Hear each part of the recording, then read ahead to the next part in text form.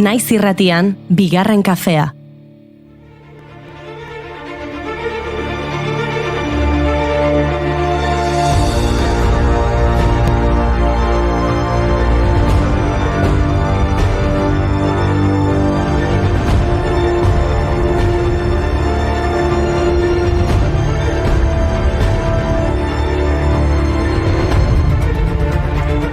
Arratsaldeon gaurko egunez, hau da, 1923ko maiatzaren 10 arratsaldean 70.000 pertsona bildu ziren Berlingo Opernplatzen. Unibertsitateko 100 ikaslek 20.000 liburu baino gehiago eraman zituzten ara, orga eta kamioietan, baina ez zuten irakurraldirik egin nahi. Heinrich Mann, Erich Maria Remarque edo Heinrich Heine bezalako autore ospetsuen lanak hartu eta sutara bota zituzten. Dena zehaztasun militarrarekin egin behartzen. Horretarako, ordutegi zehatz bat bidali zitzaien ikasleen elkarteei. 8:30 10 hasi behar zen ekintza eta iluntasuna iristean argizuziak piztu eta liburuak erre behar zituzten. Ekintzak ahalik eta modurik bikainenean egiteko eskatu zieten, izan ere, 11:00 12:00 Deutsche Welle irratiak tokiko konexioekin erreportaje bat egiteko asmoa zuen. 21 hiritan egin zituzten sutzarrak. Berlinen gainera, Joseph Goebbels propaganda ministroak hitz egin zuen, ekintzari kutsu ofiziala emanez. Liburu gehienak nazismoaren aurkako ideiak azaltzeagatik suntsitu zituzten. Beste batzuk berriz, egileak juduak zirelako edo askatasunaren eta giza eskubideen planteamenduak adierazten zituztelako. Helburua nazismoaren aurkako ideien edapena geldiaraztea zen. Erregimenarenak ez bezalako iritziak azaltzen zituen idazle, pentsalari, akademiko edo artista oro areriotzat hartu zituzten. Thomas Mann, Albert Einstein, Stefan Zweig, Ernest Hemingway, Sigmund Freud, Bertolt Brecht, Karl Marx, Vladimir Lenin, Leon Trotsky, Marcel Proust eta Rosa Luxemburg egileen liburuak kiskali zituzten besteak beste.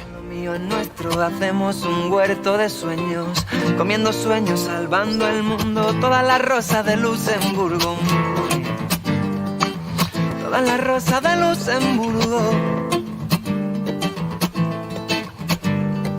Estábamos todas cantando en la plaza del pueblo.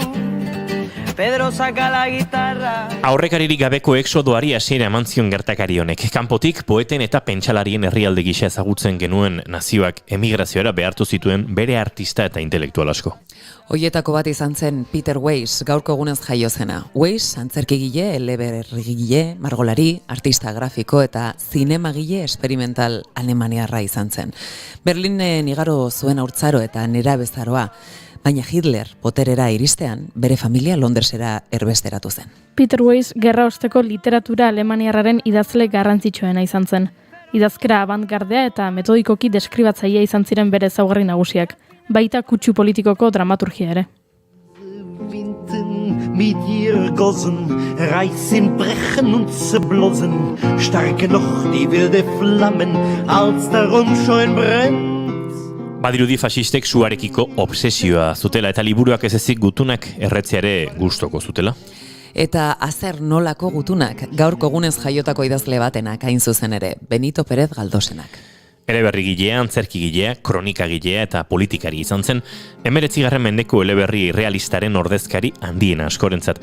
Garaiko espainiar novela panorama eraldatu zuen, korronte romantikotik aldenduz naturalismoaren alde. Eleberri asko idatzi zituen arren, Kondairak dio bere idazki ederrenak Emilia Pardo Bazan idazle galiziarrari eskainitako gutunak izan zirela. Iragana zai gutun zarretan,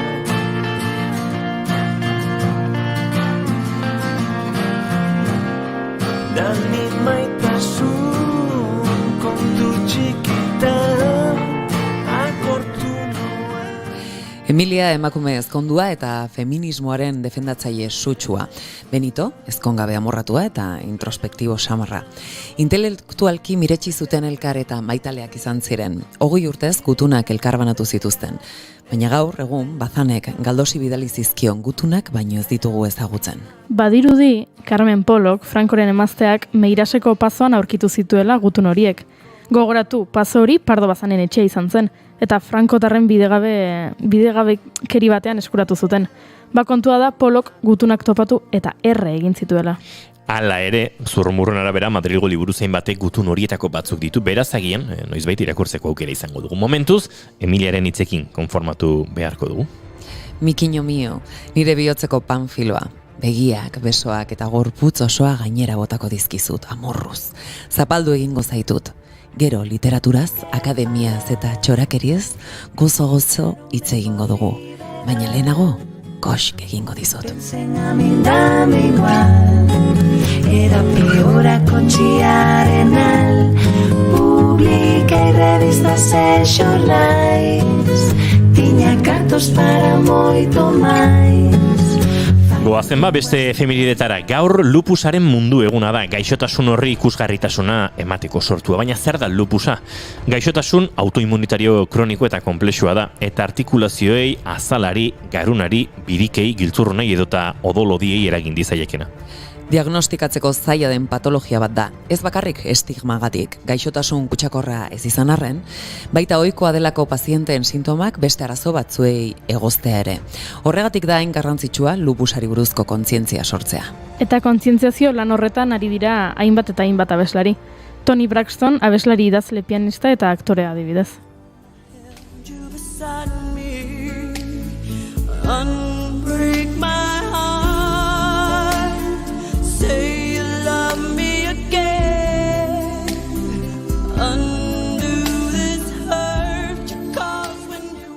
Braxton Rhythm and Blues generoko adierazlerik handienetariko bat da.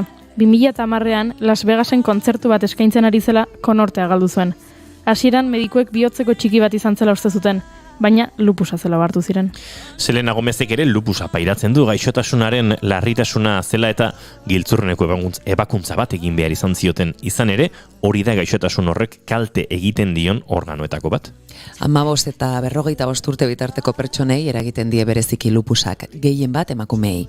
Izan ere, lupusa dutenen 10tik 9 emakumeak dira. I'll be sitting right here real patient.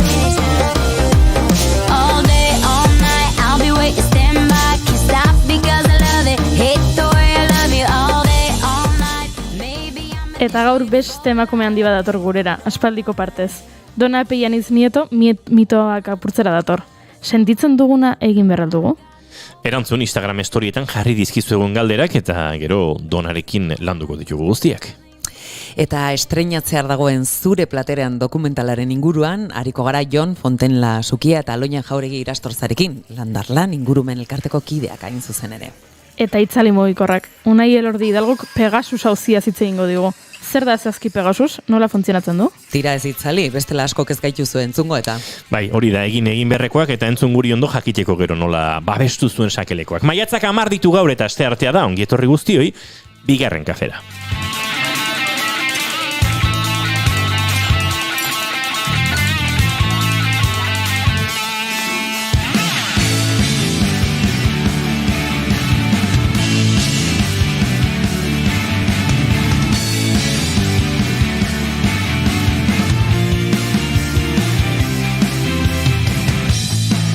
Jaun Andreok, zuekin aspaldi gurera hurbildu gabeko emakumea. Gaur gona jantzi du eta dantzan ikusten dugun bezalaxe Afrikar girora eraman gaitu goizetik. Koloreare badakar bai, mentxe entzule batek esan du dagoeneko ole Maitena Morenaza. Eguzkizpi guztiak xurgatu ditu berak. Maitena Salinas Beiztegi, arratsaldeon. Arratsaldeon Euskal Herria. Ai, ze gogoan dituen zuek berriz ere entzun eta ikusteko. Hori izaten du beti. Bueno, hori egia da. Afrikar kolorekin ez, baina udaberriari ongitorria emateko prest edo udara gironi iaia ongitorria emateko prest ere jantzita etorri da. Goiuri ezei zarandi, arratsaldeon! Kaixo, kaixo! Izketan ari zaizuena Uinigo Asensio Elurbide gaur bigarren kafeak 385 du, arratsaldeak 4 eta 9 minutu, apirilak 10 eta gu hemen 3 prest Laister 5 izateko eta zuegin urrengo 2 orduak igarotzeko. Ongitorri ba, bigarren kafera.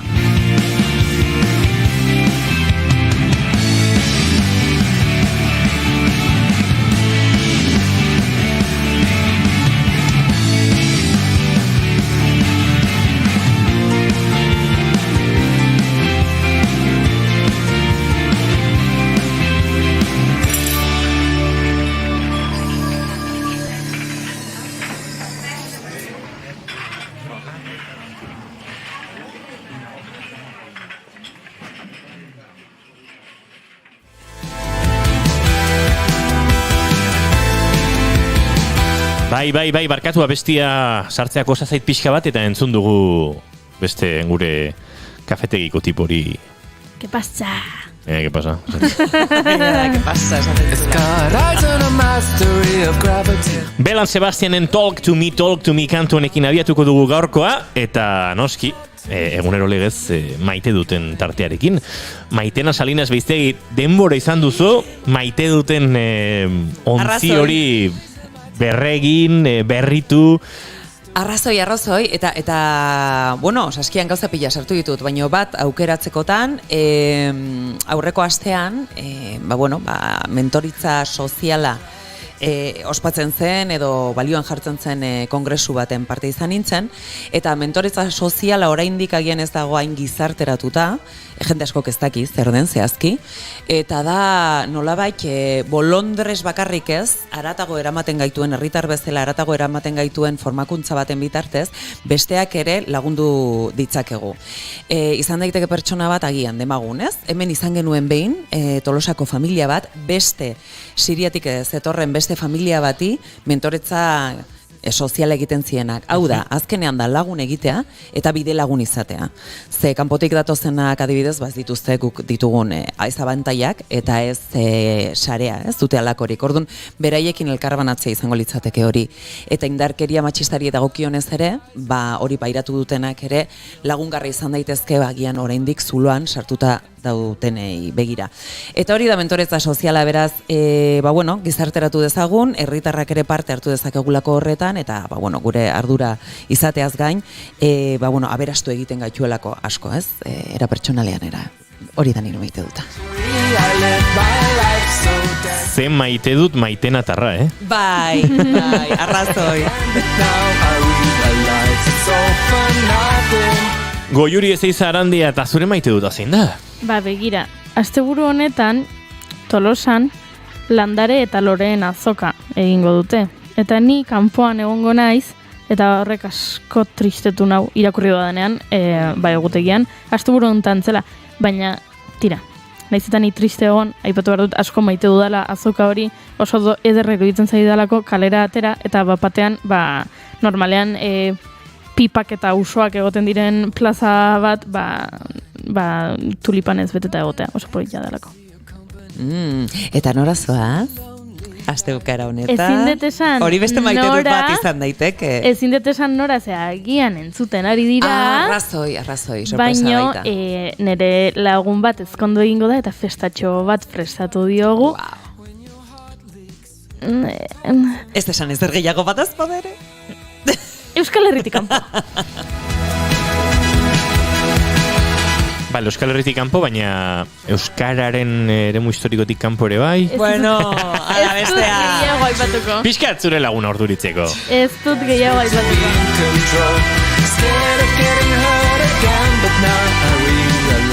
Nik jak asteburu aipatu duzun, eta enuen maite dutik preste, maite ditut pixkat asteburola aktibo xamarrak, badugu asteburu hontan esan ezinekin larun batean kontzertu bat Lemoa Akustik Festen, eta horrek aitzak emango dit ja furgoneta pixkat udaberri girontan atera asteburu hortik igaro, eta pixkat rock and roll pixkat bizitzeko, eta dutxata denean daukazu. Aluzinatu egin dut. Zuk gehiagi dakizu. Nik gehiagi dakit. Dutxa hori probatu nahi dut. Bueno, publikoak esaten dut. Barkatu entzuleok, baino enego enpresni horrelako proposamenetarako, Baina maitena, gaurko gure gonbidatu ere maite dut askatu beharko diegu. Jakina baietz, nola ez hemen ditugu, Aloina eta Jon, aurrerago ere berriz ere, esango ditut zuen izenak, eta nondik zatozteten. Baina, esai guzu, zuen maite duta zein den? Aloina, edo Jon? Bota, zulenemo. Nerea zalantzai gabe elurre. Elurre, dena aldatzen dolako, naiz ni aldaketa zalea, eta, neurri handi baten baita ere, izakik indadazkeun hainbat txikizio estaltzen ditulako baita. Dauka gaitasun hori. Zure, Jon? Bai, nik maite dut osteunek. Eta ez da pintxopotekatik kasuntan. Ez, osteunetan gelditzen naiz laun pare batekin, espeleologia iteko. Eta baita kasurtan, pixkat esaugatzeko, aste guztiko estresak entzeko, eta osteune maite ditunek. Eta dena naturarekin lotura dauka, haze parea. Orain ulertuko duzue hobeto. Segituan azalduko dizuegu guztia. Ongitorri bigarren kafera eta, bueno, 4:04 ditugun honetan gu hasteko moduan gara.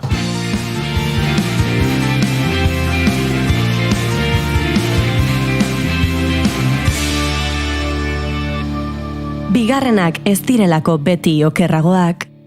Bigarren kafea.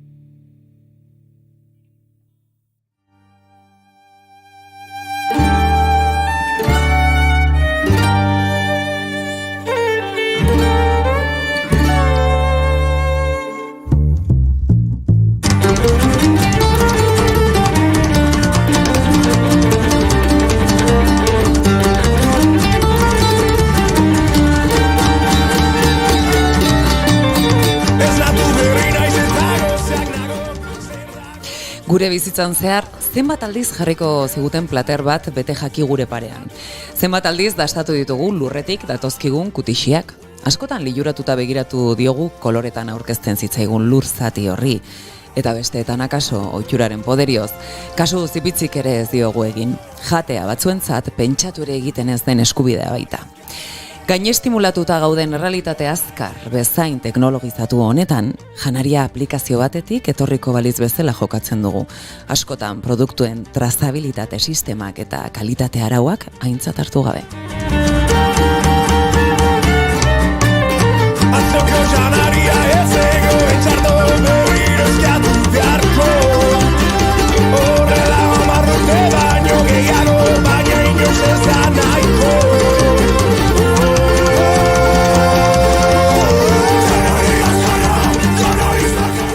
Egia da herritar koherente bat izatea, burujabetzarik gabe kontsumitzea bultzatzen zaigun gizarte honetan, ez dela egun batetik bestera egiten den jauzia. Baina badaude oinarrizko galdera batzuk, gure buruari eginda beste toki batean kokatzen gaituztenak. Non, zer eta nori erosten diozu erosketak egitera zoazen bakoitzean?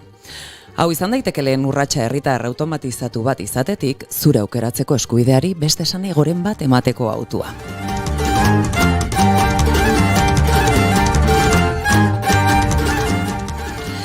Zorionez badaude oniso bizi diren pertsona zein gizataldeak. Elkarteak sortu dira oinarrizkoena. Ahaztu ez dezagun, lurretik datorrena errespetu zerein eta jaso behar dugula honen zaintza bermatuz. Eta lan duin batek merezi duen begiruneak ere prezioan berislada duela gogoratuz. Datozen gonbidatuak, gizarte honek ezinbestekoa duen behar pedagogikoa burutzen dute euren bizitzaren misioa bihurtuz. Gaur, Landarlan ingurumen elkarteko kideak, on produkzioak ekoiztetxarekin elkarlanean, beraien azken proiektuetako bat aurkeztera datoz. Zure platerean hasten da mundua dokumentala. Sekioso dagoen, amamaren janaria. Sekioso eta zenbat maitasun. Landarlan, herritar ezberdinez osaturiko elkartea da. Bertan, baserritar, ekonomialari, erretiratu idazkari, ingeniari, zein ingurumen zitzaile industria langile, irakasle, unibertsitate ikasle, eta hainbat pertsona elkartu dira euren ezagupenak eta pasioak bat egiteko. Ingurumenaren aldeko zaintza eta babesean auzolanean. Gaur gurean, kontzientziak astintzeko lanetan, zure platerean hasten da mundua dokumentalaren zuzendaria eta ekoizlaria dugu. Jon Fontenlasukia eta Aloina Jauregi irastorza hain zuzen ere. Aloina Jauregi esku langilea da izatez, arotzeriko ikasketak egin zituen, eta lan horretan arituta 8 urtez. Ama izan zenean, kanpoko lan utzi eta aurrak hazteko jardunean dabil. Ordutik, Jon Fontenlasukia nekazal ingeniaria da, eta egun, 2. hezkuntzako irakaslea. Arratsaldeon, bikote. Arratsaldeon. Berdin. Eta ongi etorri, lehen azpadizuegu esan, orain. Egia da, igual esan ere zuguin. No. Isilka sartu gea da. Nahiko ongitorri giroan ginela sentituko zuten, somatuko zuten. Hori izango da. Bueno, Aralarren magalean bizi zara, Aloina. Bendi sakratu honen etorkizunak eskatzen zaitu. Hauek zure hitzak dira, eta horregatik Aralar mundua leku den lurra dokumentala egin zenuten 2018an Aralarko balioen defentsan. Hori izan zen zuen lehen da biziko ikusentzunezkoa, ez da? Bai. Uste jondan ere gainea pertsonalki lehenengoa. Eta talde moduare lan nola pixkat indartsu bat itxen genuen baitare lehenengo proiektu potoloa. Bai, kezka sortzen zigun orduan, oain ere bai, eta helburu oso jakin batekin ningen duen dokumentalua ezagutaraztea, alarko balio kultura naturalak eta pixkataren defentsa iteko asmotan, Euskal Herri guztien hilu ginen, 80 emanalditik gora, eta hor sortu zen, nik esan dezaket personalki Jon nere familia dela, eta Garazi eta Ibane bai. Eta, bigarren proiektu honetan, ez gendun, uste Jon beha izango zala proposatu zona, zatik Jon da hemen pixkat pilak jartezikuna da noi, eta nola esan ez Joni. Arrazoi, nola esan ez ez. Oraingo honetan Jon, kontsumo arduratsuaren inguruan hausnarketa bultzatu nahi izan duzue. Eta zuen helburua da zuzeneko salmenta, txikienei erosteko autua, eta agroekologiarekin lotuta dauden ekoizleak eta kontsumo ohiturak bultzatzea, ezta? Bai, azken finen, zure plateran hasten da mundua izena do pelikulak edo dokumentalak, eta nik uste izenburu dana esaten dola ez. Gure platerakin edo gure kontsumo itxura hoiekin mundu aldatu ezak gure ustez. La urtetik behin bozka ematen dugu, bozka politikoa, baina kasu honetan gure ustez aukera handi daukezu mundu aldatzeko zure etxeko itxurak aldauta, pentsatzen bat diru uzten duen esate bateko urten zehar elikaduran. Imaginatu diru hori jongo balitz herriko baserritarreta, modu bateko izten duten abeltzainetan, nekazaritara, horrekin bai aldatuko genukela sistema, pixkat honen bueltako, usentzunezkoa edo sortu dugu bai. Baina eguneroko naiz eta hausnarketa izan edo autua izan, zerbait oso sakona dauka atzean, ezta? Nortzuk gara, jaten duzun hori zara, esaten da, baina kontsumitzen duzun hori ere bazara, ezta? Zergatik ez jakintasun hau edo akaso arduragabetasun hau, Aloina, zure ustez? Hombre, maitena zudu eta biok usteet kinto gehala. Uste da, eta ez dia inbeste urte, gure gogonen, bentsatet zueke baietz, behasainen da hemen Tolosane bai. Denda juten ginen, eosten gendun zerbait, eta gero esate bateako, agoratzen naiz, gaseosan botila itzuli gendun.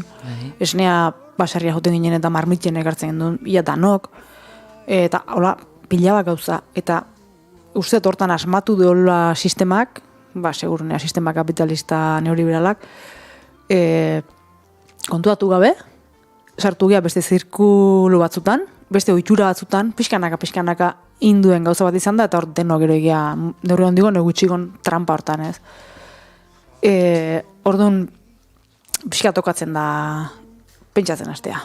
Besteik ez, pentsatzen hastea da, eta uste danok gehala oso kostiente, zesaretan garen, eta elikadura katea eta ekoizpen eredu ezein dan eta nolakoa dan ere bai. Pausok ematen hastea, erresa ez da. Orduan, guk oso garbi dakeu baita ere, ez dala hau inoi ezer aurpegiratzeko proiektu bat, baizik gonbidapen bat itxeko ez. Hasiko gehontaz izketan, pixkat hortako da ez. Bueno, eredu hoik oso biztan dazkeu, baino komodo bizikia baita ere. Ez? Eta, bueno, pixkat igual, desero sosego sentitu araziko gaitu ikusentzunezko honek, zentzu baten, baina, bueno, beste alde batea eroso gore bai, ez? Aukera bat badakezulako zerbait itxeko. Hori da, zuek ez duzue bakarrik arazoa erakusten, irtenbidea ere ematen duzu ez da? Bai, dokumental honetan, lau errealitate edo ezagutzen ditugu, batetik nekazari batzun bizie, abeltzain baten, baserri bat, gero erlezain batena ere juten gea, eta bukatzeko kontsumitzaile bat ezagutzen dugu, pixkat lau errealitate, eta lau errealitate nik uste, pixkat esperantza hori ematen diguna, posible dela bestera bateko ekoizpen eredu bat, posible dela bestera bateko kontsumo eredu bat, nik uste, hau ikusten dunak, positiboki kargatuta aterako dela ziur nau, eta nik uste, beste mundu bat lortzen, lagundu ezaken proiektua dela. Laizter estreinatuko dugu, eta jende gustatzen zaion.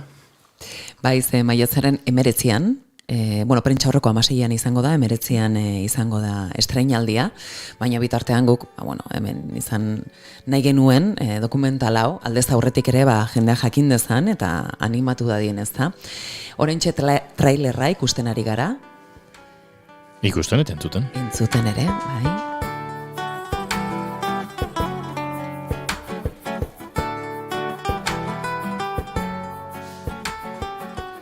podría ser solo un negocio. Ez du azalkerian erori nahi, baina baten bat bazkaldu gabe badabil urdo betan, ez ezala ikusi ze. Hori ere badu, eduki politiko eta eraldatzaia zaratago, jaki eder eta guzia pizteko modukoak ere ikus daitezke dokumental honetan. Pertsonen tamainako etxeak behar ditugu. Bestela, gainezka egiten dugu. Ezin ardi kondaten ditu, ezin gaztak zaindu, ezin salmenta zuzenin egin. Lehen aipatu duzu, Jon, besteak beste protagonisten artean daude hartzain eta gaztagileak, Eskerra, Josebe eta familia guztia, esan egingo ditugu, ze balioan jarri behar da eta egiten dutena. Arabako Tierra Papel Tijera proiektuko nekazariak, Monika, Andrea eta Ramon, Lapurdiko Mikel Auntxain, Erlezain eta Eztigilea, sekulako eztia egiten du, endizazuket hori. Iruñeko landare kontsumo elkarteko kide den Oskar Estanga ere. Zergatik aukeraketa hau da, zer dute berezi, zer egiten dute eguneroko horretan, hain garrantzitsua izateko euren ogibidea eta euren ibilbidea? Bueno, baserri guztitan eoteko aukera izan deu, ben baino gehiotan gainea, eta ikusi dugu beraien pasioa, lan eiteko, ikusi du nola maite duen lurre, pasada bada, naturakiko lotura dauketena, hau da, beste zenbait lekutan, ikusi ez deuna, nabaritu ez deguna, aukerak eta ekologin aldeko aukera bat induena, eta orduan izan da ikasi deu ikaragarri pentsatzen gendun zerbait bagenek igula, gaur ekologin, likadura, nekazaritan abeltzan zan, ni nekazari ingeniari naiz, ikasi eta ikaragarri, pasada bat. Gero txikitasune ez, baita ere igual, epatu behar da. Oso txikitik lan egiten du. Eta, egi da, elikatzen du, eak dezaketen eremu hoi ez. Oso txiki die, hartzaile hauek 150 ardi dauzkea, baratzazale hauek 2 hektariako baratza dauzkea, Mikelak 150 erle edo 200 dauzke, baina Jonek esan duna ez, egitaz bizi die. Egitaz bizi die. Egitaz bizi die. Ez dia jantzerki bat iten edo tokatzen dalako bain militantzi batekatik, ustezko militantzi, ez egitaz bizi die, hola, behaien gora berakin, gudenok bezalaxe.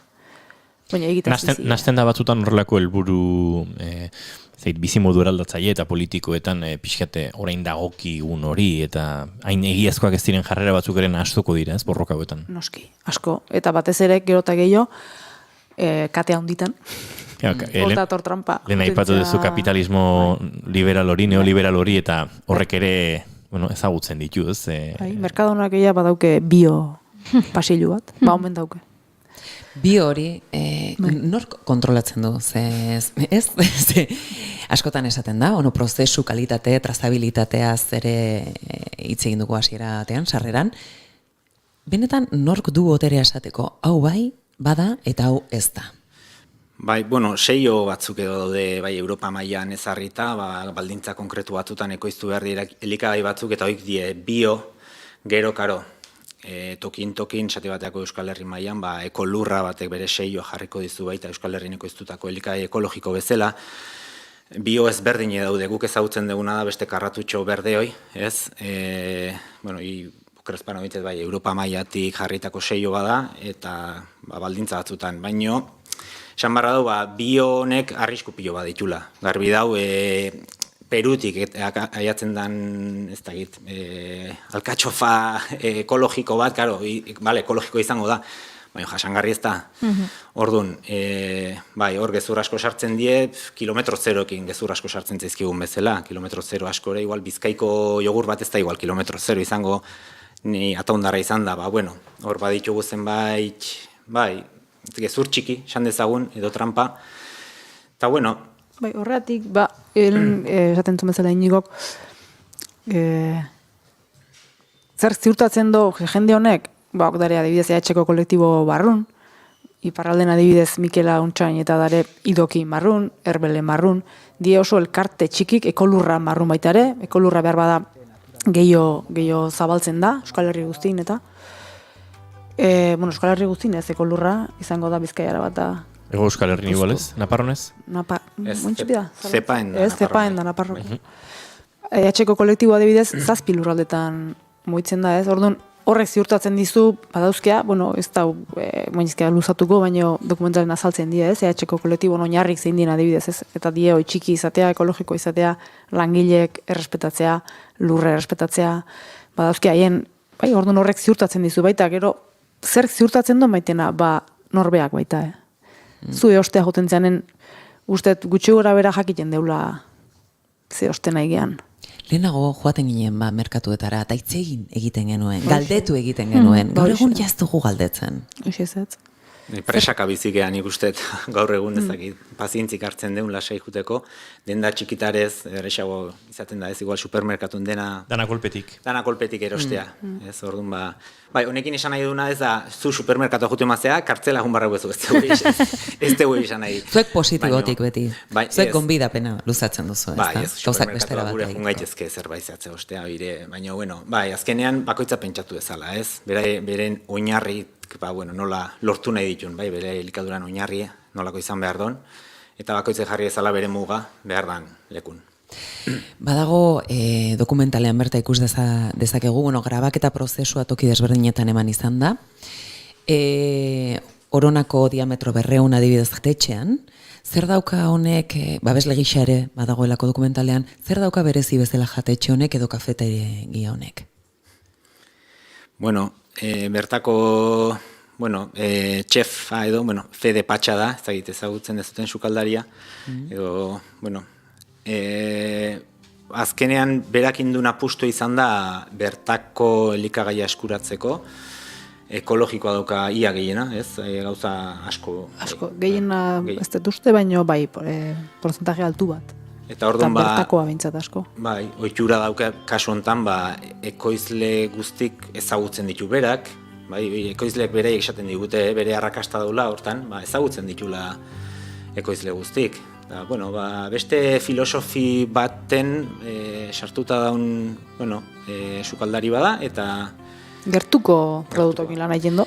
200, diametro 200 da. 200, ez da? 200 kilometro? Bai. Inguruko, ez, diametroan eskuratzen dituen jakiak dira. Gero, egida horre grabaketan aju ginenen, aipatzen zon Fede beak, jatetxez aparte, koronako jangela ere eak ematen du, eta uste beste enpresan baten ere, bai, edo... Bai, Hernan indagoena. Bai, zerbait.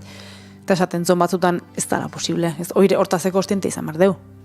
Momentuz, ez da posible modu jakin baten ekoitzitako elikagaiek esateatako Euskal Herri guztiako edo Tolosa guztiako ziurraski prozesu bat izan beharko do.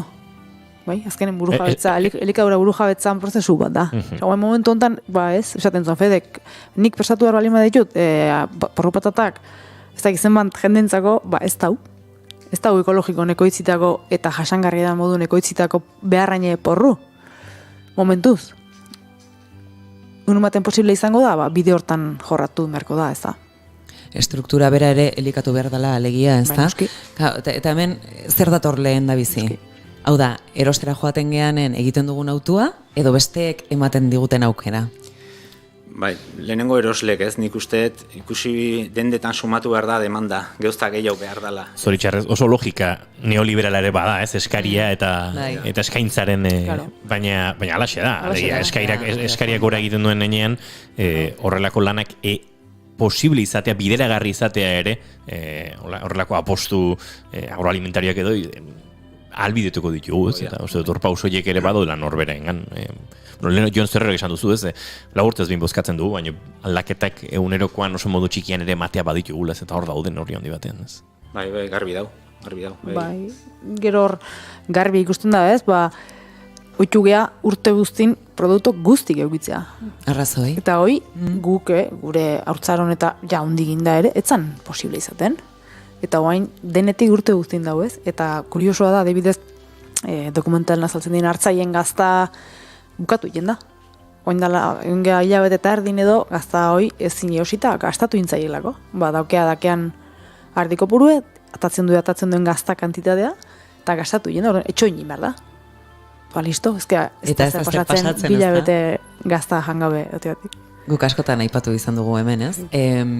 desioak eta eskubidak nastu egiten ditugula maiz, eta hoi adibide gisa erabili dezakegu, ez? Bai. Nik hau nahi dut, hau desio dut, beraz, egonda dian ere esku, ez? Edozein momentutan, urteko edozein momentutan, eta horrek suposatzen duena, ez ja bakarrik klima aldaketari dagokionez, eta lurrari dagokionez, osasun publiko arazotzat ere hartu dezakegu, esan nahi dut, guk gure osasuna ere, kaltetuta ikusten da, gure kontsumo, gehiegizko kontsumoarengatik. Bai, garbi dau. Bai.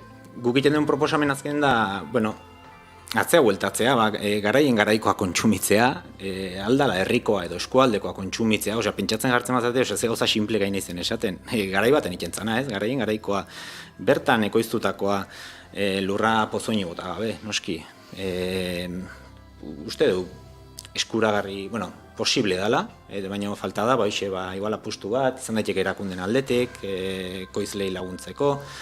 Bueno, bai, bultzada handi bat behar da, eta gero ez da proiektu gehiago daude, jende gazteare hasi da, batzan, adibidez, goin dela urte gutxi ezken pentsatzen, ez, bizi ikusiko gendunik, eta indarraken gainea, eta guraldetik, proiektu da baita animatzeko eta eskerrak emateko aldi beren beraiei, iten nahi den aleginekatik, eta animatu guraldetik seitzeko, eta gu horrengo dela behintzet, Jateko.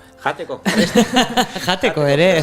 Atzo aipatzen zigun Idoia gure lankideak, ez udal baratzean duela gutxi, haren eslipena jaso eta denbora aterako, eta ze gustora zebilen bertan, eta zenolako bizipoza eta ongizatea ematen zion han egoteak, eta horrelako pausoak eta horrelako politika txikiak ere ari dira gauzatzen udalerrietan, eta kaso arata hori joan behar du, ez pedagogikoki ere, garaikoa jatea, gaur egun proposatzen da, ia autu edo aukera nutrizional bat bezala, baina badago horratzean autu edo aukera politiko bat ere, eta biak bat eskuti datoz. Baina hor oraindik badago, ez, lan bat, eta egiten ari dira, egiten ari zarete, eta dokumental honek neurri batean hori guztia ere, ez, jasangarritasuna, elikadura, politika dena laburbiltzen du, ez. Bai. Eske, zerbait gizakik beti ingo baldin bado, jan izango da. Taian. Beste gauzak sartuko izkiue. Oain mobile, oain ordenadorea, oain atzeak ez, oain ja ez, oain mobil zarra, oain kotxea ez, oain biziketa elektrikoa, horren gainako bat joe. Baina jan gabe ezin da, bizi? Bueno, ni batzutan pentsatzen dut, esaten dut, egunen baten iritsiko dira pilulak ere, baina espero Euskal Herrira ez. Zemen dugun... dagoeneko badago. Hori esan behar. Elikadura sintetiko xamarra uste baino edatuago dago.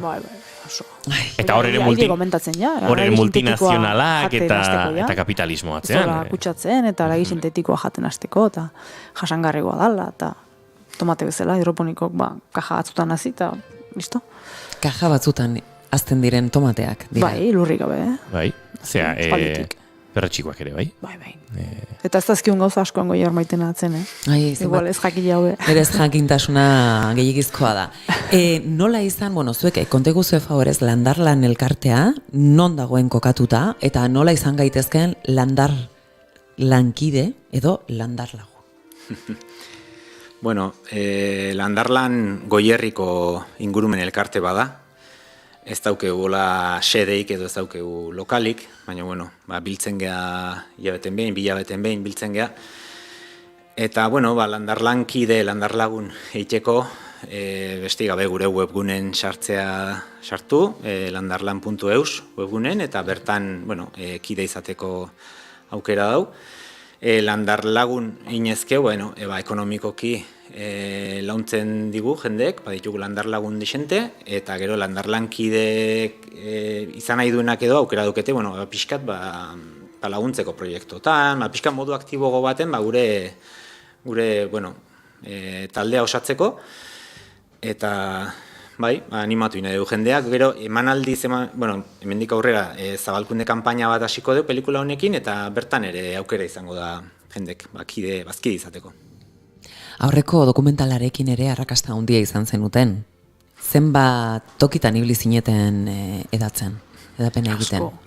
Herri askotan. Ia, 80 gora ustet, okerrezpan hau, eta nahiko oso guztu ibili ginen, Euskal Herrin, Bizkain, Araban, Nafarroan, Iparralden, alde guztietan. Jendearen harrera nolakoa da? Zer aurkitzen duzu bertan? Gertuko harrera. Bueno, gure egibal behar badakeu guk esatea ez da oso egokia izango behar bada, baino egitaz juten geha.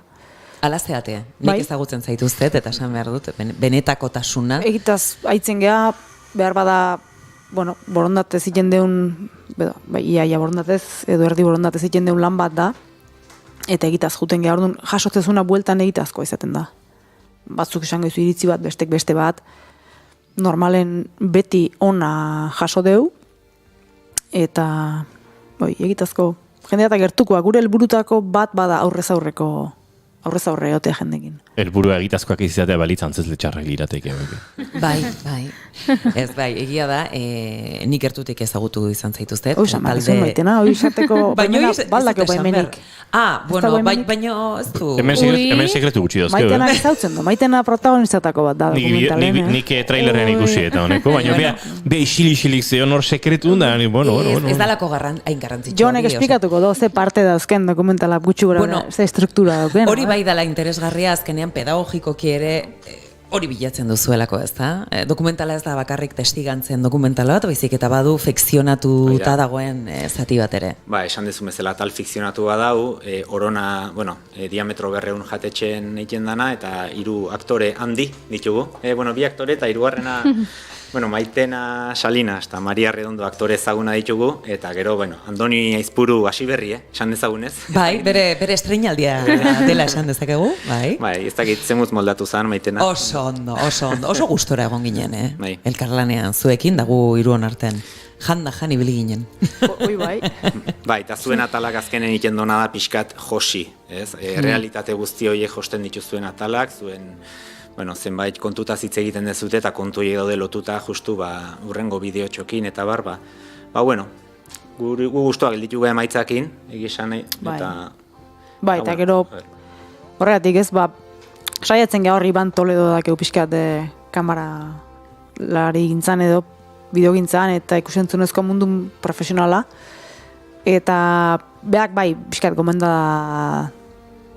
komentatu izigun, ezatik ez tezu egin noengone, alarko nebazioan olako fikziozko atal batzuk, eta hemen ezatik ez da, zein sartuko dut, hola, orduan, aktore batzuk, eta zein, izan barrakea, pixkat referente dienak, jende ezberdin entzako ez, adineka, eta orduan, sartu ginen. Maitena jende gazteekin konekatzeko, eta Maria Redondo pixkaia helduxego da netzako.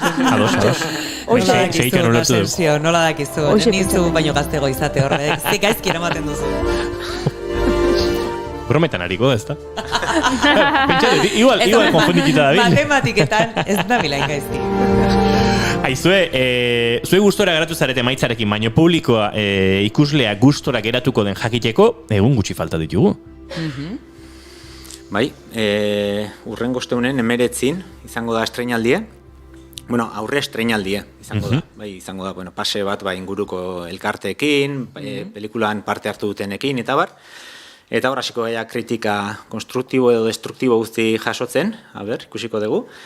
Eta, gero ja zabalkunde kanpaina nahiko handi bat inbar deukasu hontan, Oandik ezke hasi datak lotzen, baino bai zabalkunderako ez da pelikula soilik bere aldetik ibiliko, baizik, pelikulan ingurun hitzaldi batzuk sortuko die, tailer batzuk, EH kolektibo elkartek ere lagundu behar digu zabalkunde honetan, orduan bisitatuko ditugu etxaldeak, jungo gea herriko eskoletara, esan bezala tailerrak, herriko azokatan egongo gea, orduan zabalkunde kanpaina handi bat diseinatu dugu, eta tarten erdin egongo da pelikula hau, eta denon artean lortzen dugun herri Gipuzkoako herritara, Euskal Herriko herritara iristea, eta jendea kontzientziatzea. Bai, barkatu da Maitena. Gutzat, importantea da baita ere Euskal Herri guztin edatzea, alarko ginela saiatu ginen, gai lokalagoa zan, alarkoa orduan etzan hain erresa izan, naizta lortu gendun, baina hau, komen jarten universalagoa da, naizta gu lokaletik egian, baina gutzat importantea da Euskal Herri guztin edatzea. Eta pentsatu izan aldezue agian, biharko egunean ikastoletara, eskoletara hau ere eramatea. Erraminta ederra izan daitekelako, alegia? Bai, ja, hortan lanen nahi gaina. Ez dakit jendek ezagutzen on, daukeu landarlanen sortu dugu beste webgune bat ezkuntzarako, naturan ezten.eus izena duna, naturan ezten.eus, eta hor, bueno, sartu ditugu bai aralarko irudipilo bat, bai, bueno, baina pelikula honekin lanen nahi geha, eta daude bideok, daude arazo egoerak ezkuntzan lantzeko, laizter kuadernotxo batzuk egongo die, azkenean da webgune bat, sortu duguna, elkartean, eta jende profesionalak sortutakoa, eta, bueno, hau ere izango da dokumental berri hau webgune hori elikatzeko beste herramienta garrantzitsu bat.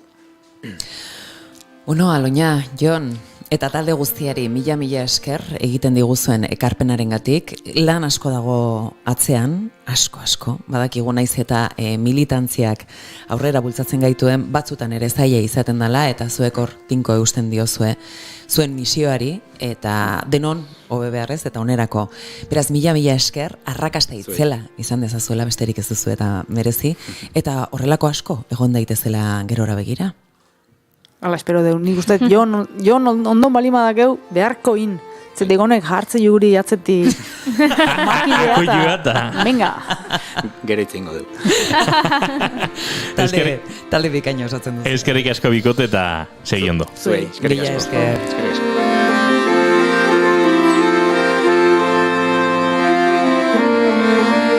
Eta aurrera goaz, bigarren kafean naiz irratian zarete, 15 minutu eskas, 13 segituan, arratsaleko 5:00 Laizter Donapeian iznitorekin izango gara hemen zuekin aurrengo tartetxoa igarotzeko.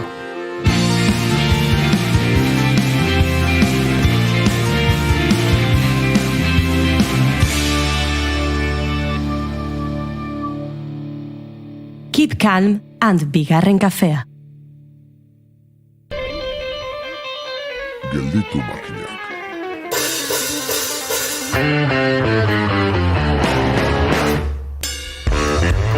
Aurrekoan, oporretan izan ginen Venezian.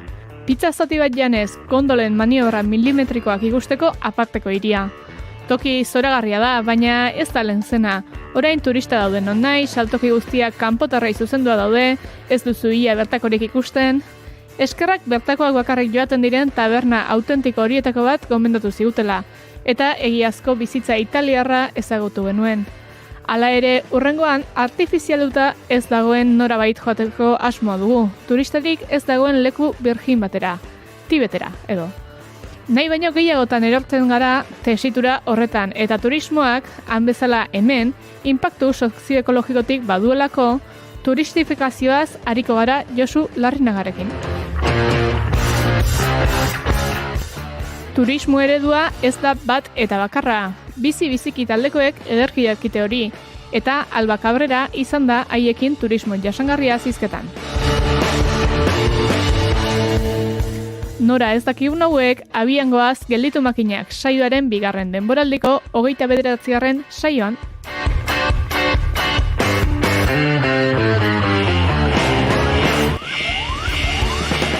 Jada entzungo duzue gelditu makinakeko azken saioa, gure webgunean eta podcast plataformetan. Donapeian iznieto, arratsaldeon. Hala, ta bota dizu horrela. Nola jartzen zara oaztu zaitia. Nun izan zara horrelako kolore politia izateko da guapa goteko? Bizitzan, bizitza zeharkatu duzu. Guzkia etorri da. Bizitzak zeharkatu du. Haize polita. Bai, ez da gizentzu asko daukeu, baina. Ez, baina alderantziz hobe da. Bea izan dadila sujeto politikoa. Oix, bueno. Hemendik simposio bat antolatuko dugu. Gora intentsitatea. Bizitza, gorputza eta zeharkaldiak simposio bigarren kafean. Eta guzkia. Urrengo minutuetan. Cuando sale y soltaré lo que me duele. Bueno, igual, ez da oso seriaino, zemuz dago Donapeian inito, zemuz zaude? Gaur pixkat mugitutan ator. Bai, ez dakit nola zaudeten zuek, baina azkenengo gunetan etorri zaitola. Ez dakit, empatxo emozional bat modukoa, bai? Eta egia esan, horrekin hori bizitzen. Baina zerbait, gauz asko gertatu direlako edo... Ezer zehazki, mugitutan ator. Nervio sistema aderantziz jarrita daukazu. Bueno, ez hainbeste. Vale. Ez zen flipatu, Vale, tamaina hartzeko bueno, zen. hemen badago intentsitate emozionala. Ez que Merkurio retrogradan dago. Ah, amiga. Mira, Merkurio retrogradoan daula, da arazok daudela. Edo mugimenduen. Hori izango da. Iskinak asteinduta daudela. Hori izango da. Bida, ja boxeko botantek eta Merkurio badute zerbait aman komunen. Wow. Habrá que aprender a soltar a viva voz y con la cara mojada. Badona peian ez nitu mugituta dator, bueno, denok, dauzkau ez, horrelako zeharkaldiak ere. Eta gora mugimendua. Eta gora mugimendua. Eta ez gaude bizirik. Ez du sinplikatu nahi, klimatologiak ere mugitzen gaitu pixka bat, ez? Boneri pilo bat. Horre gertatzen dira aldaketa, ez dakit, hormonalak eta bestelakoak ere, ez? Norbere gizalarrua sentitzeko moduak eta badaude, ez? Eguzkia ikusten ari gara. Eguzkia ateatzen da eta batean ni berjaiotzen naiz. Bai. Baina donapeian iznito mitoak apurtzera dator. Hori da. Bueno, bai. Horrela, zergatik ez. Tira. Barkatu gehiazu. Donapeian iznito mitoak apurtzera dator. Txan. Wow. Igual da lehenengo aldia hori egiten diatela. Benetakoa. Bueno, benetakoa. Bai, eske sentitzen dugun egin behar da. Claro, eske kontua da, ja banabilera hilabeteak ikusten, sare sozialetan olako esaldiak, bai? Sentitzen baldin badezu aurrera, sentitzen duguna egin bar dugu.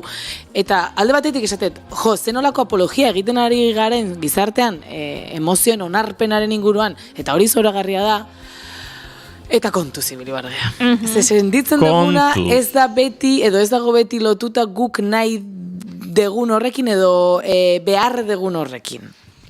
Orduan hor nik uste dut, ibili behar gehala fin, eta bueno, pues mito hori apurtu behar dugu, edo sortzen berri den mito hori ordenatu, kolokatu, edo desinformazio hori pixkat argitu. Ze ni batez ere hor ikusten dut, gure alderdi emozionalak kapa ezberdinak ditu. Eta askotan, hemen hitz egin dugun bezala ere bai, emozioak badutela joera bat, edo nahi bat, edo helburu bat. Orduan, sentitzen dugun hori askotan hortik bultzatu dago, ez? Nire amorruak suntxitu nahi badu, eta batean, ez dakit harreman bat moztu egin nahi bat, eta amorratuta nagolako, hori da sentitzen dudana. Eta hori egiten baldin badut, egiten ari sentitzen dudana, bale. Eta hor, dena ordenatuta dago. Gero dator galdera bat. Hori da nik egin nahi dudana? Hori da nik behar dudana egin? Nere onurarako? Orduan, sentimenduek ez daude beti, edo emozioak ez daude beti ligatuta edo konektatuta gure beharrekin, gure beharrekin bai, baino, orain azalduko eta berrondo azaltzen naizen, guk nahi dugun horrekin edo benetan onuragarria zaigun honekin. Zeni, aserren agonean askotan dena pikutara bidaltzen dut. Bai, eta jendeari batzutan esaten dizkiot gauza batzuk, benetan ez ditudanak pentsatzen, baino nire aserrearekin bai, edo beldurtutan agonean askotan ez ditut gauza asko egiten, bai, etxean gelditzen naiz, ez naiz ausartzen gauza bat egitea eda beste, baino nik benetan hori egin nahi dut. Orduan, sentitzen duguna entzun behar dugu. Bai, entzun eta gero gure alderdi konstientearekin konektatu eta esan, bale, honek zesan nahi du, nola nago ni, zer nahi dut nik egoera honekiko, eta hor bai. Hor, ordenatzen baldin badugu, agian bai sentitzen dugun hori behin ordenatuta dagoela egin behar dugu edo aurrera pauso bat eman dezakegu. Baina ordenatu behar dugu lehenengo. Esaten duzunaren arira, nire etortzen zaidena da erreakzioa edo erantzuna. Hau da, erreakzioa izango litzateke batekoa, tita, ez? Biokimikoki eramaten zaituen emozio hori, pentsatu gabeko, ez? Akzioa, eta erantzuna kasozuk diozuna, guazen momentu batean, honi buelta pare bat ematea. Hori da, eta hor, hausnartzen baldin badugu, eta digeritzen baldin badugu hor, batzutan ez da gauza bat edo beste, ez da, egingo detau edo ez dut egingo. Dikotomia batean bizigea, bai ez, hau edo bestea, aukera asko ditugu, orduan batzutan da fintzea, zer bai, nola, noiz, zeinekin, bai baina batekin, bai baino hiru bainekin, ez? Eta importantea da. Azkenean, gure reakzio emozionala datoz ikasiak, txikitatik, gure patroiengatik, genetikoki dakagun informazioagatik, gizartean bizirauteko behar ditugun estrategia ezberdinekin, eta askotan justo hoiek dira, guri kalte ematen digutenak, ez? Ni adibidez, uste hemen kontatu dela, edo behintzat asko kontatzen dut, ni leheno gatazken aurrean negarra egiten nun, zeharo, eta ezin nun hitz egin, ezin nun konbertsazio bat eduki, ezin nun gatazka bat izan, eta hori da sentitzen nuena.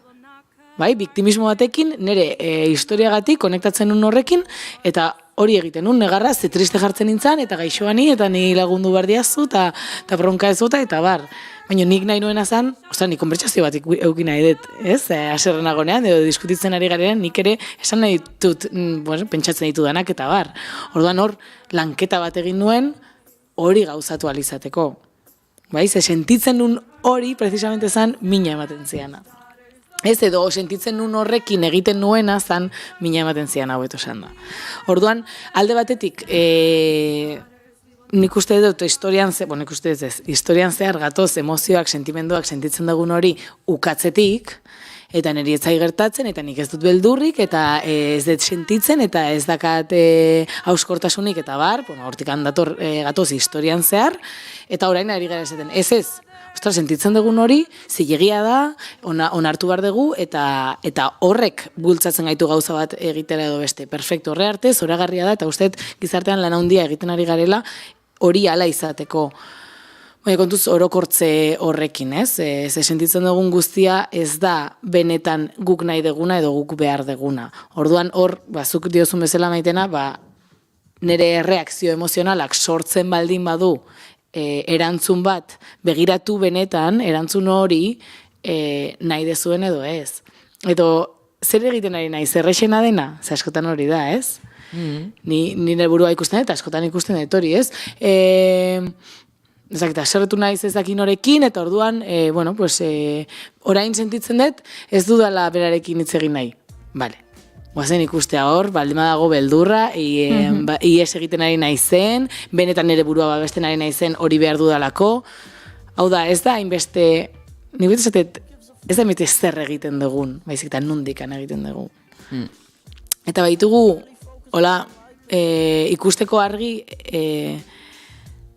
gu, ni beti esatet, barruan dakagula rezipiente bat, imagento, edalontzitxo bat. Orduan, gu edalontzi hori beteta dugunean, gure beharretaz, hau da, asetuta gaudenean, asetuta sentitzen garenean, orekatua gaudenean, ez dugunean nola antxetate punturik sentitzen, bogazenak pozik, lasai, aske, bizitzatik, hor egiten ditugun gauzak edo gure reakzio emozional normalean nahiko orekatuak daude. Baina baso hori normalean beteta ez du irauten ez da egun bat, ez? Azkenan, bizitzen gara, teatzen kalera, azten gara bizitzen, gauza ezberdinak gertatzen zaizkigu, eta hor, behar ezberdinak ditugu, eta asebete hori, ustu egiten da, eta pixkat utxik sentitzen gara beharroietatik. Orduan hor gure joera izaten da baso hori, barruko baso hori, gure beharren edalontzi hori betetzea, orduan, batzutan egin dezakegu edo zer gauza hori egiteko. Ez, hoi bakarrik sentitzen naiz, ez nahi bakarrik sentitu, eta orduan hasten naiz, nire exarekin hitz egiten, horrela maitatuago edo ez hain bakarrik sentitzen naizen. Hori berez zoragarria da, baina nik ez baldin badut nahi, nire exarekin hitz egin, sanon agonean, orekatutan agonean, orduan hor frenatu behar dugu sentitzen dugun hori. Hor bai muga jarri behar ditugu eta ordenatu eta esan, nundikan egiten ari naiz hau. Tapatzeko zerbait edo benetan sortzeko zerbait. Badago esaldi bat diona, sekula etzazu ez eregin, ez aserretik, ez tristeziatik. Eta nik uste dut oso gomendio erakargarria eta ona dela. Eta ez euforiatik ez da, eta beldurretik ez da. Ez da hori da. Askotan da, nola pozik nagoen, eta euforiko nagoen, guazen ezkontzea, eta gero esatezu, desorekatik. Las Vegas, pim, pan. Hori da, ez? Claro, eske edo semea labak eduki adibidez. Eskein, momentu ez ditxua bizitzen ari gara, ez? Dena bai. Seme alabak agian hobeto momentu ez ditxu batetik, eta ez arazoak tapatzeko. Gaizki gaude agian, eta ume bat edukitzen badugu gure artekoa hobetzen den. Baina momentu ez ditxu eiek batzutan hortik datoz, Hau da, gaizki dago egoera, Bapateko momentu goxo batean bizitzen ari gera, honi eutxi nahiean zer egiten du? Norbait ekarri. Bai, azkenean, ni hasi naiz deitzen aurreko hitzaldi batean atea zitzaidan eta gustatu zitzaidan kontzeptua mozkorraldi emozionalak, ez? Mozkorra nago, haserraldi mozkorra dut edo ezakin nola esan, edo beldurretik eta orduan hor ez gea gu. Gu gea, baina haundiagoa da gure emozioa. Handiagoa da gure mozkorraldi hori, ez gaude inkontziente. Orduan hor bai frenatu behar dugu, pixkat jeistea mozkorraldi emozional hori, eta resakarekin konektatu gabe, pues hor pixkat ikusi erabakik eta konektatu benetan gure nahiekin, ez? Eta fisiologia hor dagoela, alegia. Gorputzak, bere kimikoak, bere drogak botatzen ditu, doainik, droga baino drogak dira, hormonak dira, eta batzutan hormona horiek eramaten zaituzte, inguruan duzun hori era batera ulertzera. Eta gero, pasatzen danen igoera hori, ez? Bagian ondorioak ez dira hain erakargarriak, ez? Epe motzera edo luzera egin duzun horren ingurua. Hala da, zeharo. Ze gertatzen da, askotan, gure nahiekin konektatzen dugunean, hor gauza asko mugitzen da gure desbalorizazio propioa, agian. Ez, nik nahi dut, lana utzi. Ez, baina batean hor beldurra asko atatzen dira, lehenengo, dirua. Gero, ze pentsatuko duten, eta eskeni abokatua ikasteko, izateko ikasi dut, baina nahi dut izan musikaria. Eta hori nire familian da, krimen mundial. Orduan hor, leialtasun familiarrak mugitzen dira. Identitatea, orduan, askotan da, sentitzen dudan hau egingo dut, eta sentitzen dudan hau da, tapatzen ari naiz, benetako nire desira, nire konexioa, nik garatzeko behar dudan hori, orduan hor, batzutan ezin dugu beste gauza bat egin, eta ez, nire beti esatet, bizitza honetan ez dagoela ezer gaizki eta ezer ondo, gertatzen dira gauzak, hartzen ditugu erabaki horiek dekate kontsekuentzia bat, eta hortik ikasi dezakegu dena, bizitza guztia. De hecho, okertu behar dugu ikasteko. Okerrak behar ditugu, hankasartu behar dugu, bestela ez dugu ikasten bizitza honetan. Orduan, okertzen garela 1000 aldiz, eta 1000 aldiz saiatzen garela hobeto egiten, hori daramagula gure barruan, ez dago oker bat, nik neri asko gusten zaite Einsteinek esantzun hori, ez? Ez dago ez dakit argia bilatzen, ez dakit zenbat oker egin zituen komida tartean, eta bereak esaten zuen ez ditut, hauek ez dira okerrak, dira 2000 era argia ez aurkitzeko. Ez, orduan da hori, 2000 era ez iristeko nik nahi duan tokira, perfecto. Charles Chaplinek esaten zuen, gogoan dut, Naparroko errin gendu nola poster moduko bat. Gogoan dut, zean nintzen, eta... Gogoan dut, bertan izan nintzen, berarekin, ez. Poster baten, eta horrela jartzen zuen, esaten zuen, inork kendu ez diezta dala, okerrak egiteko eskubidea. Oker, ez? Eta esaten duzu. Eta nik ez nuen ulertzen oso txikia bain nintzen. Baina eman di denbora, bai, 42 urte ditut, bai, Asensio, zu baino zarragoa naiz, heldugoa naiz. Txintxua... Eta ze ondo 42 urtekin, Ze gustora, ze ondo, dio.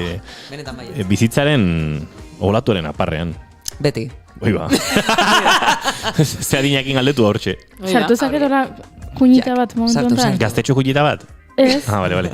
Ez dugula ipatu, eta gaur Oiana Maritoren agenberen urte betetze eguna. Marito guapa! Baino. Zorionak ederrori. Zorionak. Zenbat urte beteko zitu Oianak, gau? Azutan erarten ibilikoa. Wikipedian begiratuko dugu.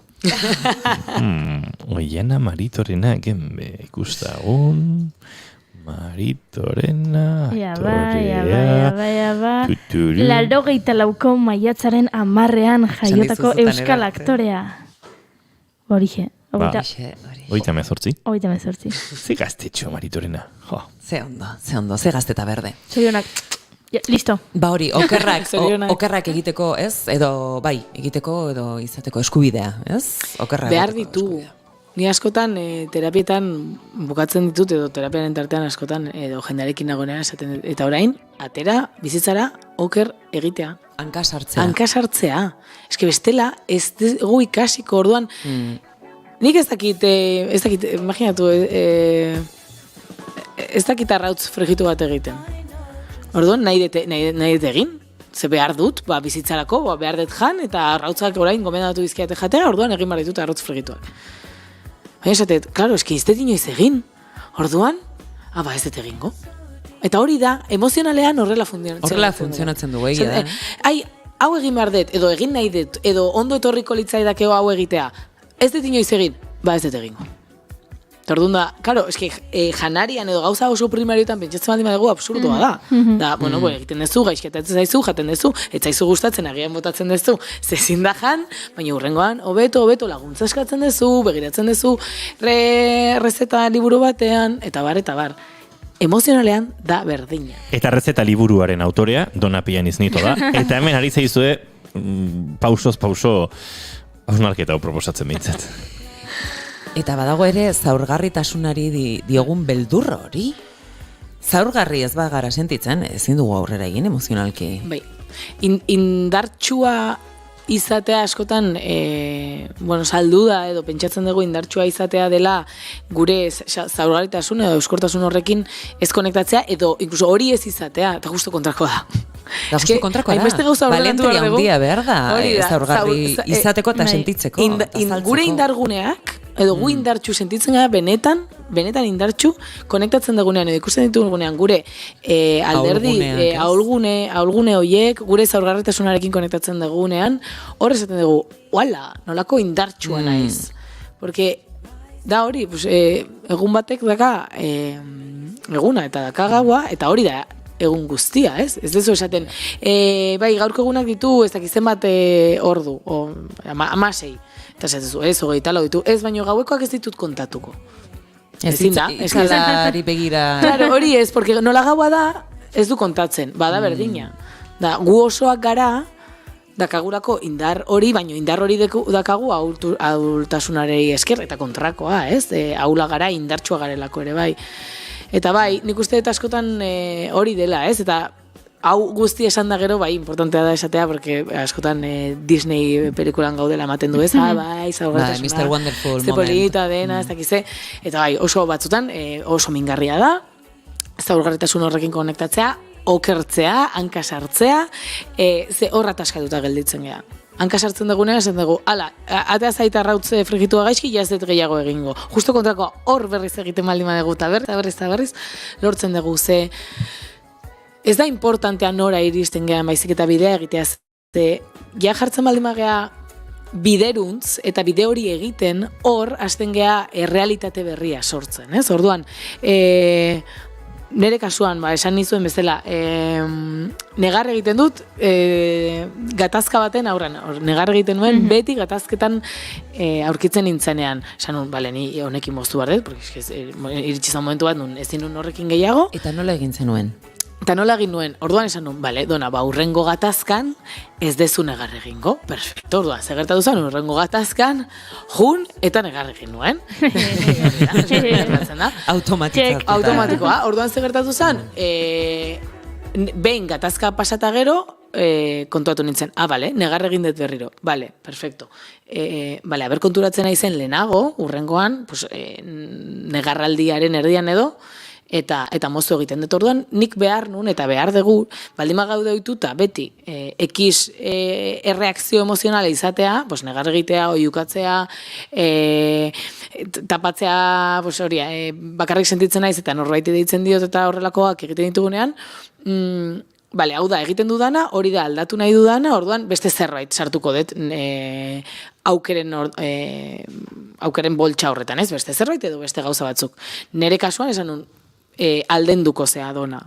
Gatazkan zaudenean aldenduko zea, negar hori pixkat kudeatzeko, eta pixkat pasatzen zaidanean angustia guzti hori, bueltatuko zea hitz egitea. Baina, hori pauso asko ziren orduan, nire lehenengo helburua zen aldentzea. Baina horretarako konturatu behar nintzen, konstientzia sartu behar zitzaidan negarraldiaren erdian, edo hasieran, edo momenturen batean. Orduan, gutxinaka hori egiten eta konturatzen, berriz ere negar egin dut, ez da zer gertatzen. Ez epaitzen, onartzen, eta pixkat maitasun guztiarekin nire buruari, hor gutxinaka, hasieran izan zen, negar egiten ari naiz, itxoin, gero hitz egiten dugu, eta moztu egiten dut, eta horrekin jarraituz, iritsi zan momentuan, negarra egin baino lehen, nik esan, itxoin, nintzen, lasaitu nintzen, eta botatu nintzen, eta hasi nintzen hitz egiten, prozesu bat izan zen, baina gaur egun diskutitu ezaket, urduri jartzen naiz, eta da zerbait batzutan desatxe ginen eretzat, beste batzutan ez, baina, jazta, hori landu da, ez, orduan,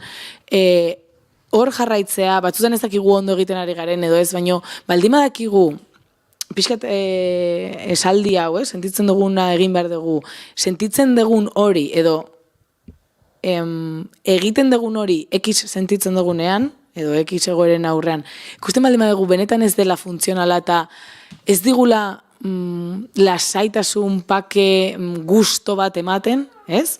Ni hori, diskutitzen, beste egoera bat jartzeko, ez? Bakarrik sentitzen naizenean, hasten naiz mundu guztiari deitzen, bai, dago puntu bat nola nire bakarradea tanpatu nahi dut, placer fiktizio bat ematen dit, baino ez dit lasai uzten, porque antxitatik egiten nahi nahi, saiatzen nahi nahizelako hori da, tapatzen utxune hori. Orduan, momentu horietan, ez egin, nire profesionala da, gelditu. Gelditu, sentitu antxitate hori, ez da zer gertatzen, ze antxitatea da beldurra, antxitatea da ezin egon bat hor, baino ez da errealitatea. Mezu bat da. Bai, entzun mezu hori, baino ez pentsa, porque askotan, antxetate hortatik da, ostra, ez badut egiten, nik sentitzen dudan hori, hil egiten naiz, bakarrik geldituko naiz, ez nahute inoiz maiteko, se acaba el mundo, ez? Gure emozioek hola funtzionatzen dutelako. Orduan, hor, importantea da esatea, hori ez da egia, ez nahi zilko, ez da mundu guztian itazaztuko, ez da ezer gertatuko, eta nik sostengatu ezak eta antxitate hori. Zer gertatzen da, Azten baldin magea eta, donaren kontseilua jarretuko ditut, azten gara sostengatzen antxitate hori, eta batean juten zaigu eskutik, edo ezin dut, jazta ez zer gertatzen, bale? Importantea da, eta antxitatea handia baldin badagor, laguntza eskatzen dugu, eta listo. Baina, frenatzea, ekintza, batzutan frenatzea ematen digu aukera gure kontzientzia sartzeko hor jokoan. Eta askotan ja frenatzearekin, zaten dugu, benetan, igual ez da hau nahi dudana. Edo sartzen da aukera esateko, beste hau egin dezaket. Baina automatikoan funtzionatzen baldin badugu beti, ez gaudegu gure bizitza sortzen ari. Duela gutxi lagun batekin hitz egiten ari nintzen, berak duela denbora bat, osasun mentalari dagokion gai bat zeharkatu behar izan zuen, eta oso zaurgarri dago oraindik, eta berak esaten zidan, ez? Hau eta hau egin dut, pentsatuz, aurrera pausoak ematen ari nintzela, baina konturatu naiz ezetz, eta ni esaten nion, baina aurrera pausoak egiten ari zara. Hau da, ez bada, zuk nahi zenuen emaitza, horrek ez du esan nahi, aurrera pausoa ez denik. Hau da, zenbat aldiz pentsatzen dugun aukera, eta erantzun bakarra dagoela, eta gauzak egiteko era bakarra dagoela, ez da? Eta askotan esaten duzu, ez, ari zara, kontzientzia sartzen ari zarelako, eta zuma altxatzen duzulako, ni beti zuma altxatzearen metafora erabiltzen dut, ez? Eta iruditzen zek garrantzitsua dela, ze badago hor jende asko, eta gu ere, esan nahi dut, ni pasatu izan dut hortik ere, pasatu izan naiz hortik ere, eta esaten duzu ez, aurrera izara.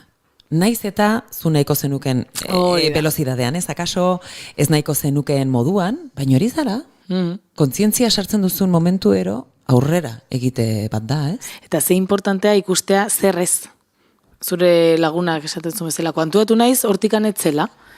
Perfecto, jazta. Da, orain, ate hori izten dut, edo pixkat ez dakite itzaltzen dut argia. Porque ateak itxi igual bai, baina ateak dagola hor jakin behar dugu, ez aztu. Eta oso importantea da, ze batzutan gaude oso galduak, eta gaude, ni beti visualizatzen dut geldirik bezala baldosa batean, esan ez, nora noa, eskeztet bidea aurkitzen. Eta batzutan ez dugu topatzen bidea. Eta batzutan hor egon bargea, eta itxoin, eta batean bide bat, hasten gara bide hori biltzen, esatu, ala ez. Baina hor beste bide bat asaltzen da. Edo hortik handa, eta gero bera, eta gero gora, baina eski hori da bizitza. Ez da... Osa, bizitza da montaña rusa bat, eta montaña rusa da bera. Eta dituzurren piloak, eta batzuan, ez dakit, vomitatzen dugu. Eta hori da bizitza, hori importantea da. Así que, bai, Bueno, niretzako hemen dago klabe bat, eta da kontzientzia sartzea eta ikustea bi aukera ditugula, ez? Egin kontzientziatik edo egin automatiko horretiatik. Orduan hor, bueno, pues egin behar dugu automatikoak laguntzen digun edo ez, eta laguntzen baldin badigu aurrera, baina ez badigu laguntzen, gutxinaka lan egin dezakegula jakin eta hori moldatu.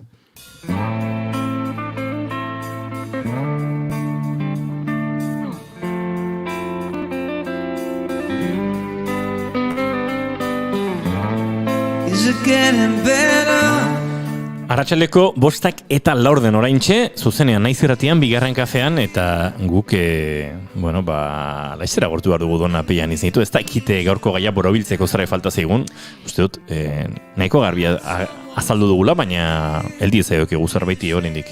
Bai, nik hola bukatzeko esango nuke gu ez garela gure emozioak, guk emozioak ditugula, emozioak ditugu bizitzeko, behar ditugu bizitzeko, emozio gabe hil gaude, baina gu ez gara emozioiek. Orduan hor oso importantea da, mezu honetan dagolako aukera ni eta nire emozioak desberdintzeko. Orduan, nire haserreak suntxitu nahi du, nire beldurrak paralizatu, blokeatu, ies egin, nire tristurak sakondu eta hor geldirik, nire pena guztiarekin, eta zuk, zer egin nahi zuzuk, hori importantea da, eta hor beti konbertsazio bat izan behar dugu, ez? Gu eta emozioak, ez esan, bale maitia, pues horrela zaude, ez ukatu emozioak, ez goazen atzera bueltatzea mesez, eta onartu eta esan, bueno, pues orain beldurtuta nago, eta ies egin nahi du nere beldurrak, baina nik zer egin nahi dut, eta konbertsazio hortatik, aterako da zerbait orekatuagoa.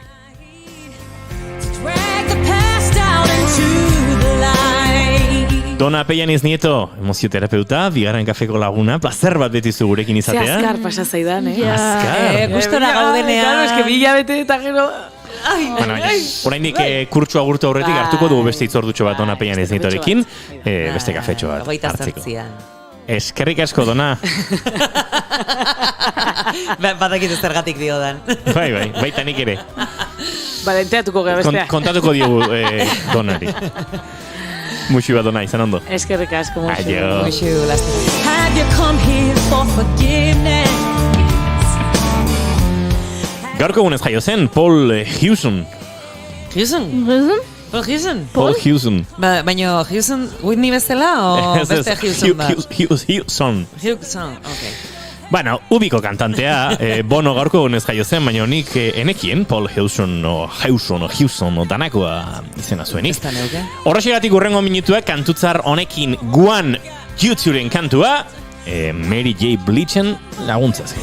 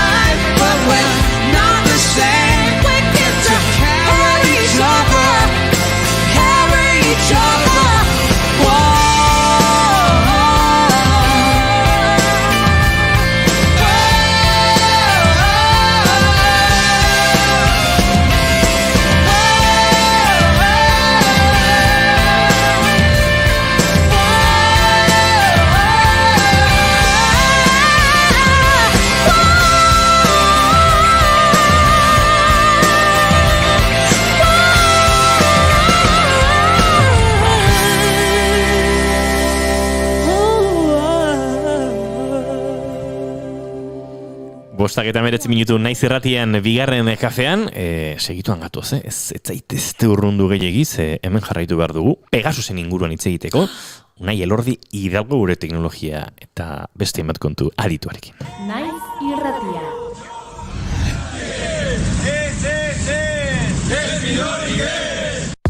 Alkontzan ez dagoela inor soberan, aldarri hori hartuta borrokaldian dira azken asteetan Irizar Grupeko Berangoko enpresa honetan. Enpresak plantillaren uneko 40 kaleratu nahi du, dagoeneko behargin batzuk kaleratu dituzte, baina langileak ez daude hori onartzeko prest. 2 hilabete daramatzate greban, denbora honetan enpresaren jarduna erabat etetea lortu dute, baina aktibitatea berrez hartzea erabaki zuen zuzendaritzak. Erabaki hori hartu eta hauxe gertatu zen.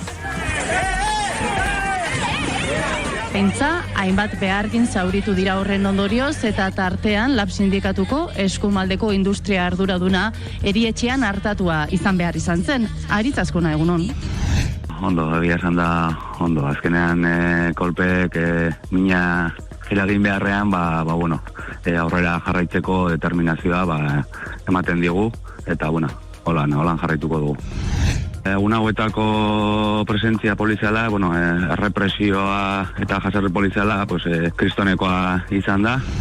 Otsailean langileok jaso zuten enplegu erregulazio bat, espediente bat irekiko zutela, non 38 behargin kaleratuko zituzten, horietako gehienak noski ekoizpenaren zati handi bat, horren aurrean guk beste biderik ez genuen aurkitu, Irizarren, utxikeriaren eta immobilismoaren aurrean. Irizarrek 2013an erosi zuen Alkontza enpresa. Alkontza Uribe Kostako enpresa garrantzitsuenetarikoa izan da eta bere sektoreko pioneroa izan da. Eta ikusi dugu 9 urte hauetan Irizarrek Irizarren utxikeria eta kudaketa eskazak ekarri gaituela onarte Batzordetik proposatu zen biraietan langileok prest zeudela ERTE bat egiteko eta ERTE bat baliotu inbertsioak egiteko eta lankarga berriro fabrikara ekartzeko eta bestetikan ere proposatu genuen aurre jubilazioak egoteko. Badaude jendea 55 urtetik gorako langileak aurre jubilazio hori emateko aukera, horren aurrean ezetza topatu genuen.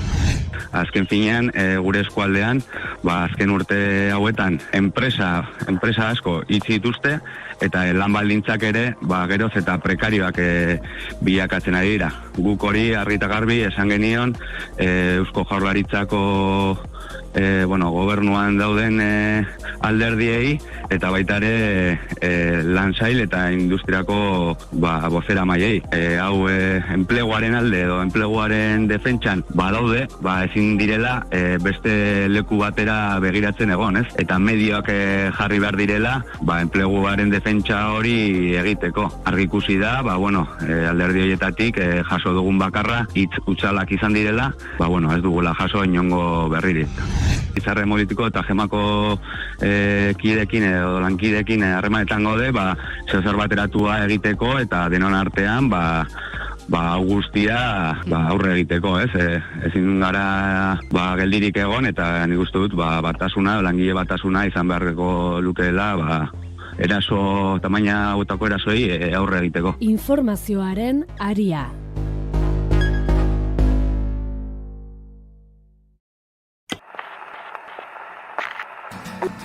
By now you should have somehow realized what you gotta do. I don't believe that anybody feels the way I do about you now. Gramofonoa. Estitzu Pinatxorekin. Backbeat, the word is on the street that the fire in your heart is out. Gaur bezalako egun batez 2003an, hainbat irratikate britainiarrek egindako ikerketa batek, Oasis taldearen Wonderwall abestia azken 2 hamarkadetako abestirik onena izendatuzun. 1985 taldeak argitaratutako bigarren diskoan aditu ahal izan genuen kantua, What's the Story, Morning Glory izenekoan. Album honetan, Roll With It, Don't Look Back in Anger edo Some Might Say bezalako arrakastak zeuden eta horrela lan pare batekin Noel eta Liam Gallagher anaiak pop rock britainiarraren historian sartu ziren. Oasisek sailkapen honetan bertzea besti mitiko batzuk gainditu zituen, ala nola The Verben Bittersweet Symphony edo Rem estatuatuarren Everybody Heart edota taldearen ere serkia den Losing My Religion bezalako klasikoak. Oasis.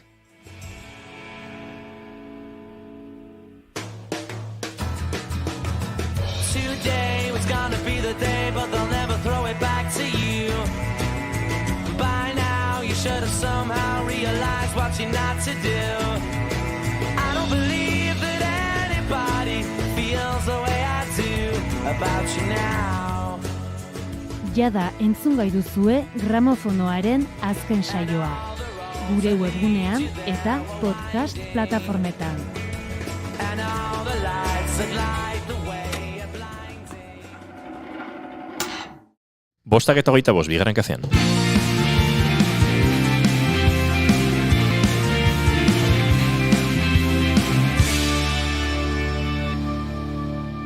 Maitena, zer? Benetan? Itzen, a ber, favorez. Zer gertatu da? Ez zentzuratu. Ez, a ber, ari ginen abesti baten bila, Pegasusen inguruan hitz egin behar dugulako, eta iruditu zait, begira, Zodiakoen Zaldunen abestia jartzeko... Ez ezagutzen. Hobeto. Ez duzu ezagutzen, zeta generazio, belaunaldia. Bakizu ze, gu behita iritsa markea eta beha txalago. Txalago alda. Txalago. Bueno.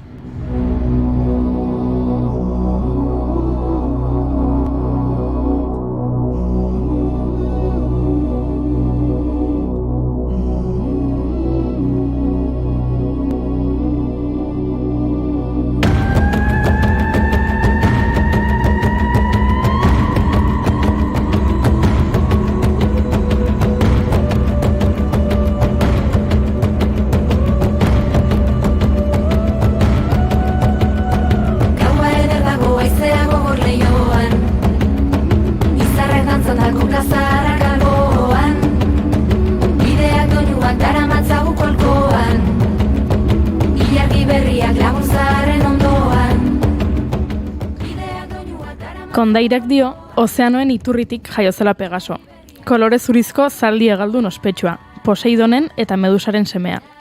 Antzinako greziarrei esker asko dakigu Pegasori buruz. Adibidez, egan egiten zuen izaki mitologiko hau ezinbestekoa izan zela Belerofonte heroiaren abentura epikoan.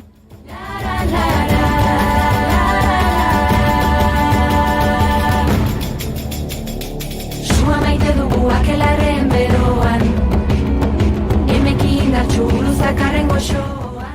Belerofontek Pegasoren bizkarrera igota Kimera, hau da, buru ugariko piztia, hiltzea lortu zuen, Liziaren lurraldeak suntsitzen zituena. Horrekin nahikoa ez, eta Pegasori eskatu zion Olimpo mendira eramateko, berak ere jainko izan nahi zuen eta. Baina Zeus asarratu egin zen, Belerofonteren gehiegizko ausardiarengatik, eta historia asko laburbilduz zigortu egin zuen. Horregatik esan ohi da Belerofontek ambizio gehiegizkoaren akatsa gorpuzten duela.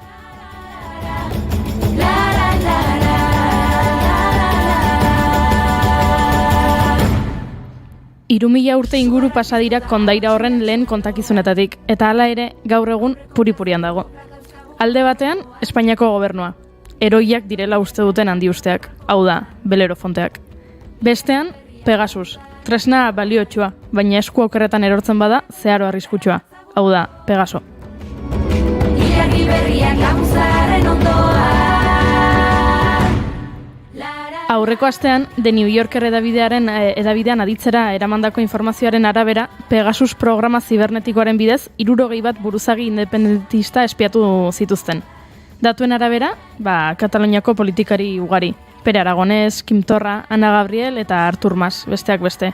Eta baita Euskal Herrikoak ere, Arnaldo Otegi edo Jon Iñarritu. Ordutik, 1000 jirabira. Salaketak, prentsaurrekoak, gezurrak, eta zeneiko zuzendariaren kargua betzea. Baina, zer da zehazki Pegasus? Nola funtzionatzen du? Nire mugikorra espiatu dezake gobernuak? Auziaren alor teknologia ulertzeko Unai Elordi Hidalgo gomidatu dugu gurera. Arratsaldeon. Arratsaldeon. Arratsaldeon. Zi historia guapo, Bai. Nahitzen pentsatzen Elordin burua. pentsatzen, historia guapoa. Ahots horrekin gainera. Aizu, goiuri zalantza badaukate, orain zu aktualitatea hor jarraitzen zabiltzala eta... Orain ez, ni beti. Beti. PNV-ko norbait espiatu du Pegasusek? Ez txiste bat inbarron. Egin. Bota bertsoa. Ez, orduan ez du espiatu. Txiste bat bada. Nola konfiguratzen da hain ondo programa bat, lider independentistak espiatzeko, eta programa jakin dezan, lasai, PNV-koak ez dituzu espiatu behar. Nola, berriro, gelditzen ez. Lasai, elordi galdera, nire burari egindakoa zan, ez zan tekniko kirantzun daitekena. Esaten nola programatzen da hain ondo programa bat esateko, haizu, buruzagi independentistak espiatu behar ditugu. Eta programak badaki PNV-koak espiatu beharrik ez daukela. Bueno, hori ja, ez dakit. Nik uste azkenen telefono lista batekin edo ingo zutela, ez? Vale, beraz, programari norbaitek esan dio, hauek, fuera, hauek ez dago. Bai, nik uste Pegasus, bueno, ez dakit nolakoa da, inork ez du ikusi nolakoa da, nik uste dela herramienta konjunto bat, nun gauza desberdinak inditzazkezun. Orduan jakin behar dezu, hackeatu nahi dezun telefono horren, telefono zenbakia gutxienez. Eta gero ja, gauza gehiago. Baina, bueno, aplikazioen bitartez ere... kolatu daitekela entzun dut? Bai, normalizatia komunikazio aplikazio WhatsApp, edo iMessage, edo mezu bitartez, eta gero ere bai... Oie denak telefono zenbaki batera lotuta daude. Hori da, bai. Kontua da, berez, hau ez dela gauza berri bat, spywareak izaten dien normalen. Osea, beraien helburua da, zure sisteman sartzea eta zuk ez detektatzea, bai, espia bat izango balia bezala. Oain dela programa batzuk bai itzen gendun phishingei buruz, ez? Eta nik ingo nun desberdintasuna, Pegasus asko sofistikatua da, gauza bada, zu etxen zaude, atea jote dizue, engainatzen zaituzte eta zuk atea irikitzei jozu. Hori da, phishinga.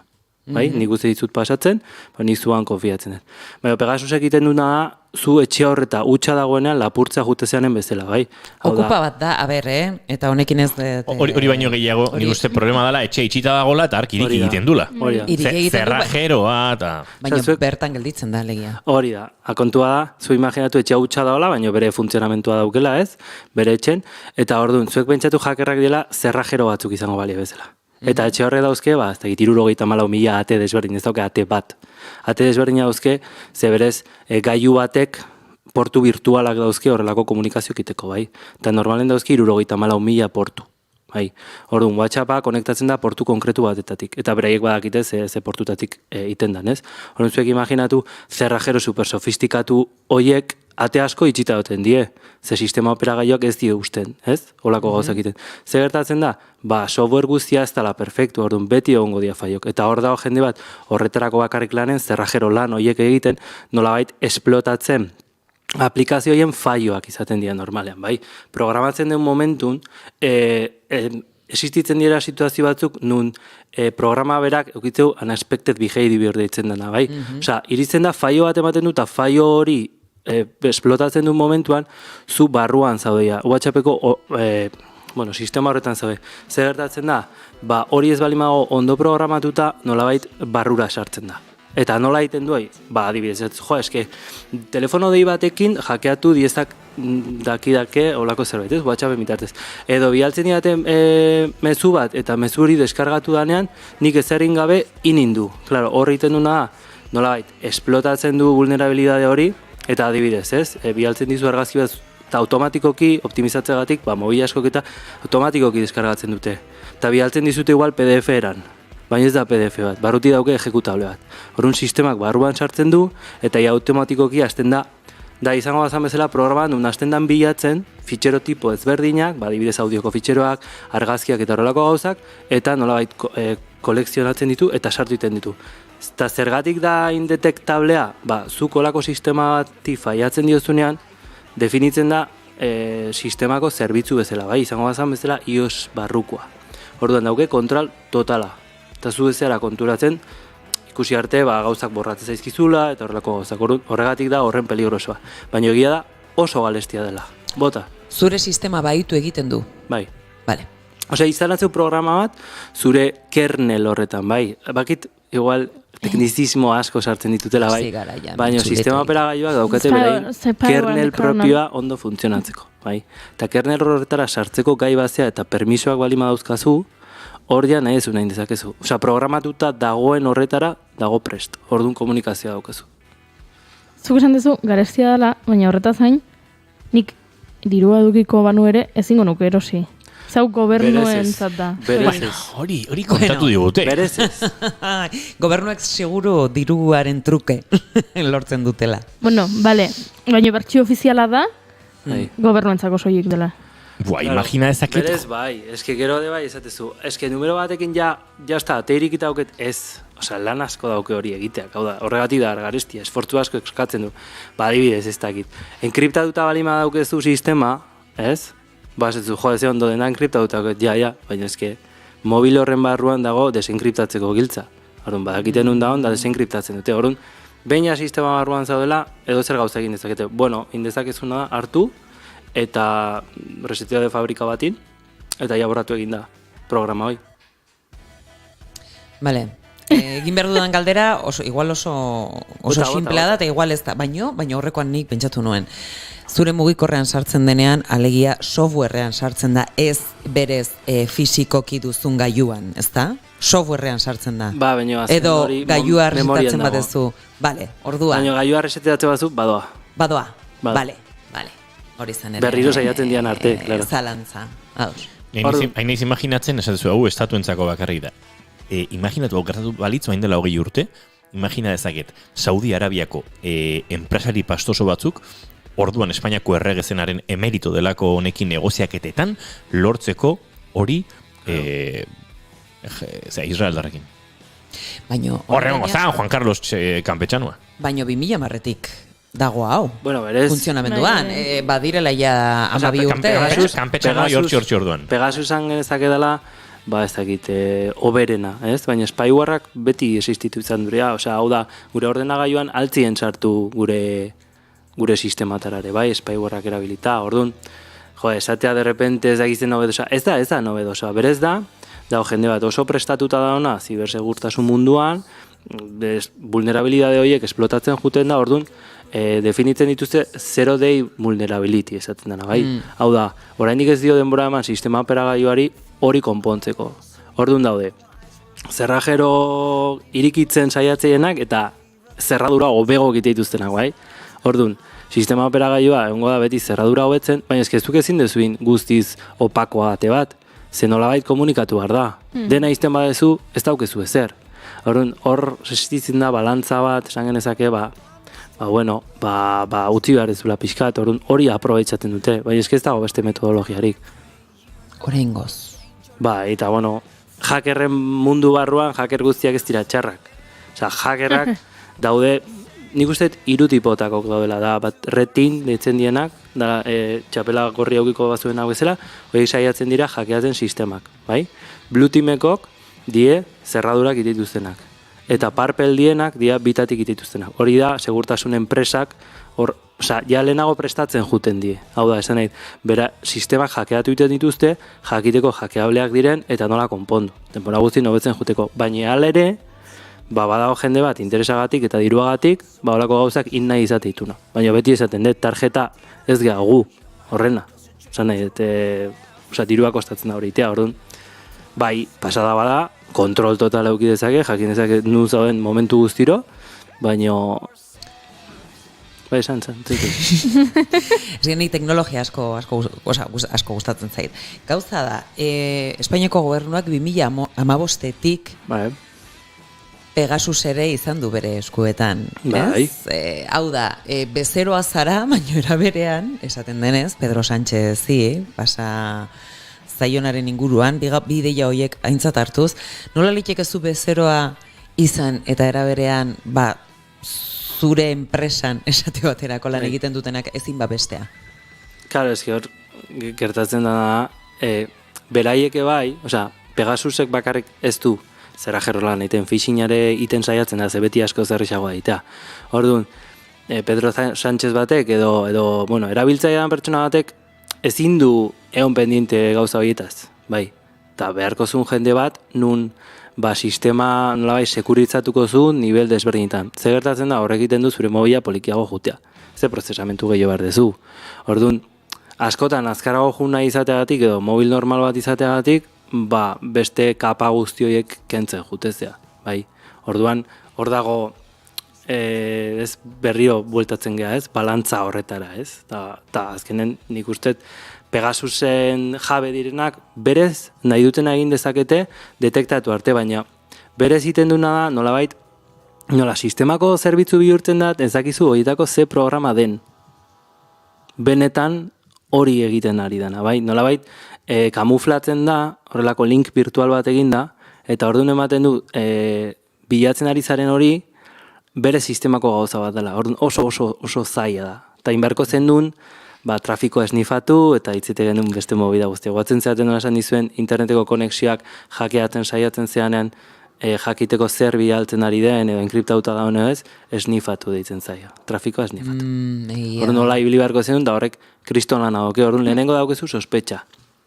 Ta gero sospetxa horrekiko aztezea lanen. Zerotik ezea hasiko. Eta horren bueltatzen da berriro berdinera ez. Beraz, kontrola totala daukate. Bai. Amnistia Internazionalek atera du, ez tekin nola dio, aplikazio bat edo programa bat zuk konprobatzeko ea zure mugikorra espiatzen ari diren eta izen hau Mobile Verification Toolkit. Eta da, doainik eta lortu daiteke GitHuben, zeda kodigo irekikoa.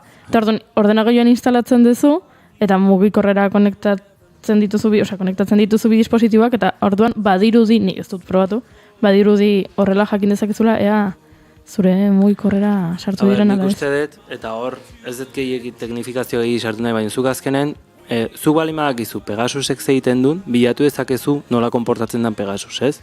Baina Pegasus evoluzionatzen nahi den bragozin, horren zu sartzen duzu mobil hori, konfiatu inbar dezu hortan, hau da, zergatik egiten dute olako aplikazio bat. Igual interes bat dago, ez dago interes bat. Ze aplikazioa itxea balima da, zer. Eta GitHuben egotea oso ondo irutzen zait, porque azkenen kodigo hori konpilatzen duzu, sartzen zu, edo zeinek ezin du egin. Zer da hori, esan duzuen hori? GitHub da, esan genezake horrelako repositorio bat, repositorio asko dauden toki bat, nun jendeak libreki uzten duen kodigoa, bai. Zukin dezakezuna da, hartzen duzu kodigoa, sartzen duzu, konpilatzen duzu, zure mobilan sartzen duzu eta ejekutatu dezakezu. Horrek zer dauke ona? Jakin dezakezula benetan zeiten nahi den.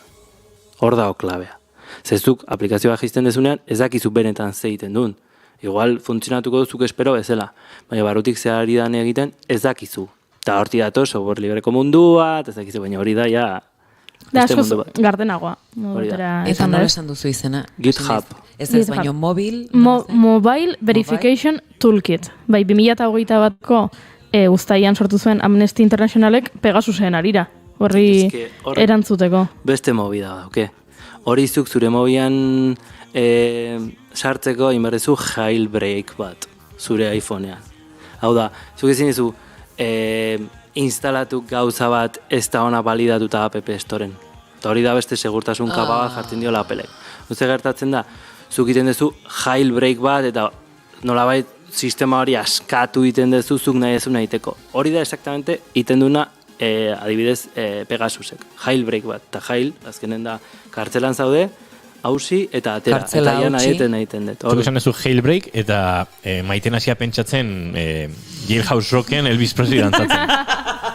Hortik nikoen. Bueno, jailbreak deitzaio iOSen. Androiden deitzaio ruteatu, baina uste nahiko tekniko ogi izaten nahi naizela gaur. Saioa maitzerako zenbat neologismo erakutsiko dizkigu. Bueno, baina ondo dago. Hemen abantaila badaukene guztiak. Hemen defenditzeko gaitasun konputazionala ez dela ingarrantzitsua. Ez dugu txistea ulertu. Beti irabiltzen eta elordik behin izan zuen gaitasun konputazionala eta gustatu zitzaidan, hori batez ere zan dirua minatzeakoan, ez? Bai, adibidez. Gaitasun konputazionala undia behar dela da kontzeptua gustatu zitzaidan, da botatzen dola pixket, emateko ari jarraitzen naizela, da, kasu honetan, hainbeste ez da behar, ez? Danetako erabili dezakezu hori. Gaitasun konputazionala. Adibidez, Mac oiek edo iPhoneak edo Androidak denak gaitasun konputazional badaukate. Asko do gutxi, baino. Asko do gutxi. Wow.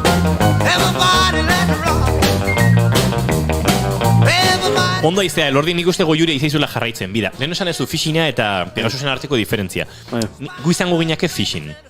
Eta goiuri Pegasus. zau, zi. Adinagatik, berriz ere adinagatik. Esan du, sofistikatuagoa dala Pegasus. Ez eta rapatu lehenek. Kaixo aspaldiko partez inigi txiste txarretan, potxo. Zeintzan aurreko txistea segundu la minuteko. Arkakuso! Aspaldiko! Arkakusoi pegatzen dio pillo bat, Elvis zale izatea eta dantzatzea gola tope, ez? San Ferminetan, Arkakuso!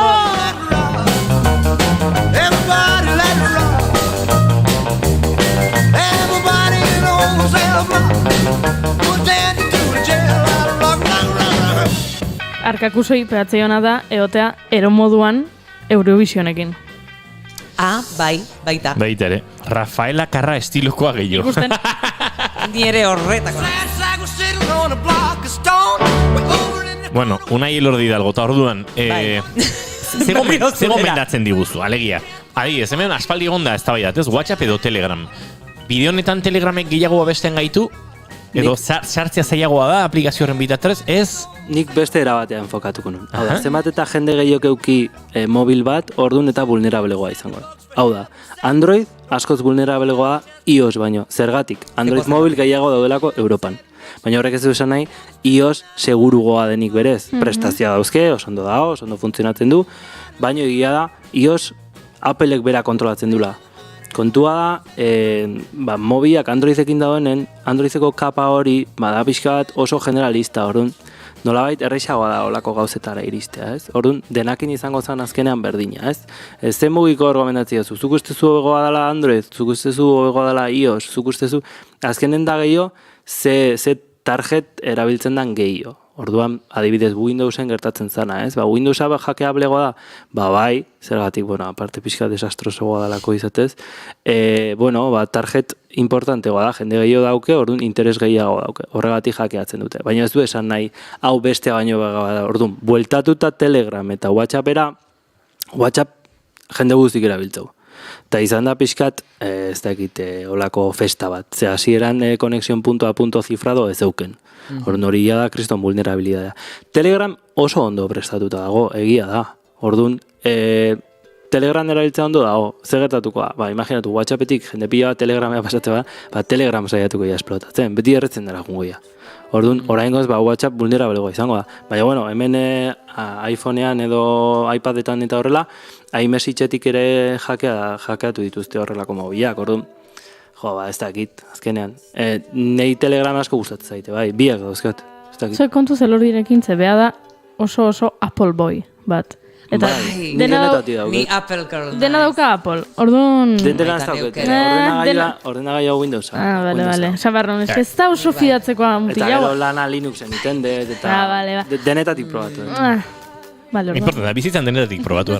Bai, Hemen galdetu du Arkakusok, Unai Elordi zer da, Rafaela Carrà edo Elvis zaleagoa? Elvis. Ui? Bai. Esan du gainago, Elvis. Ez. Etzan ere helburua inor mintzea, ez. Elvis, ez gara zurekin sartu esan dezunen Telegram edo WhatsApp. Rock and rolla asko gustatzen zaidalako. Baina ez Rafaelan Carrà ezer kontra doketenik, temazo azken. Ni biak. Gozer esango, ez parranda bat, Elvis eta Rafaela Carrà alternatibuki pam, oso ondo. Perfecto. Arkakusok dio, nik PC ezik iPhone eta iPad. Arkakusok, saldi hori ez da egitu ondo nola lortu behar den. Bere PCa, bere ordenagailua, izan ezik, iPhonea eta iPada daukela. Izan ezik, bai. Vale. Gauza garrantzitsu bat eipatzea zuzegu. Zentua daukaz, Arkakusok jolaste balimau jokutan Windowsen asko zobeto funtzionatzen. Gamerrentzako be. Psikologikoki jakin ezakagu pertsona bat zertara. Ez du zertan, lantoki gehienetan Windows erabiltzen da, adibidez Wordak, ez dauke inungo kompetentziak, Applek ez dago aizki, baina normalen jende gehienak Word erabiltzen du, orduan nola gai bultatzen zaizu hori erabiltza. Kontua da, Mac batekin jolasteko, justito. Eta streamingiak egitea ere, Macakin kakota handia. Vale. Berez ez dauk ezer ikusik, hau da, Mac erabili edo Windows erabili, berez erabiltzen duen liburutegia, ditzen da FFmpeg, eta oso optimo da, oso ondo funtzionatzen dut, hiru sistemetan funtzionatzeu, eta gaina software libre da. Osea, hori streamingak lortu dena izan da, increíble. Eta Twitchek hori erabiltzen du bai.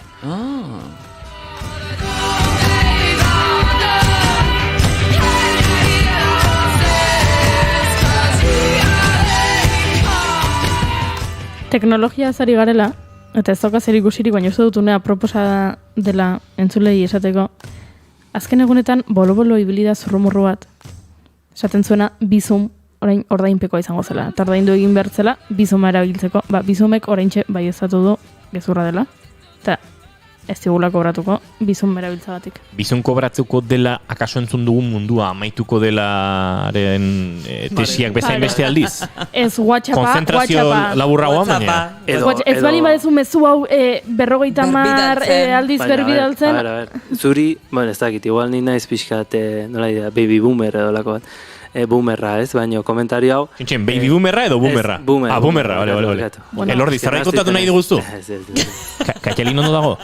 Katxalin ondo dago? Katxalin ondo dago, Valentzina, da, erki asko. Vale. Katxalin, muixi batzutzako hemendik. Bueno, ya lastina, bueno, boomerra, komentario boomerra. Vale. A ver, gure garaian, eta honeko zuzarra sonatzen du, Messengerra zana, MSN-eko Messengerren, ja irizten zan, Messenger va ser de pago, envía esto, no sé cuántos mil, zenbat urte dauzken komentario horrek. Hau da, kanal ofizialetan jarri arte, ez dute... Igual Rafaela Carraño zarragoa dia komentari. Bagian, bai, baina hori oso tipikoa da, bai. Email kateak, biomenik artako xok, horrelakoak ere izan ditugu. Bueno, oie kondo daude, nik gauza txarrak pasatzen zaizkidanen askotan errua botatzen diot. Eske 2003an enuen elkarbanatu kate hori Messenger bitartez, eta kate horretan esaten zan, ez bali badezu berbidaltzen dena gaizki joango da zure bizitzan. Guen, zerbait gaizki ateratzen bali bazait, esaten dut, errua da, 2003ko. Email kate horrena. A ber, Goiuri, barkatu, egunero ikarrarrezko tensioan bizi gara, zezurekin garagar bat hartu ezkero, begitara begira topa egin bar da, trago bat hartu ezkero, bestela 7 urtez sexu txarra izango dugulakoan. Ez sexurik ez, sexu txarra. Ez da bai dago ere izan dugu ez, Goiuri garbi dauka, dio, sexu txarra, sexu eza baino okerragoa dela. Noski. Niri ados nago, Ados nago, bai. Segundu batzuk, pentsatu beharra izan dut. Gabestiak ere ez dulako laguntzen baino, bai.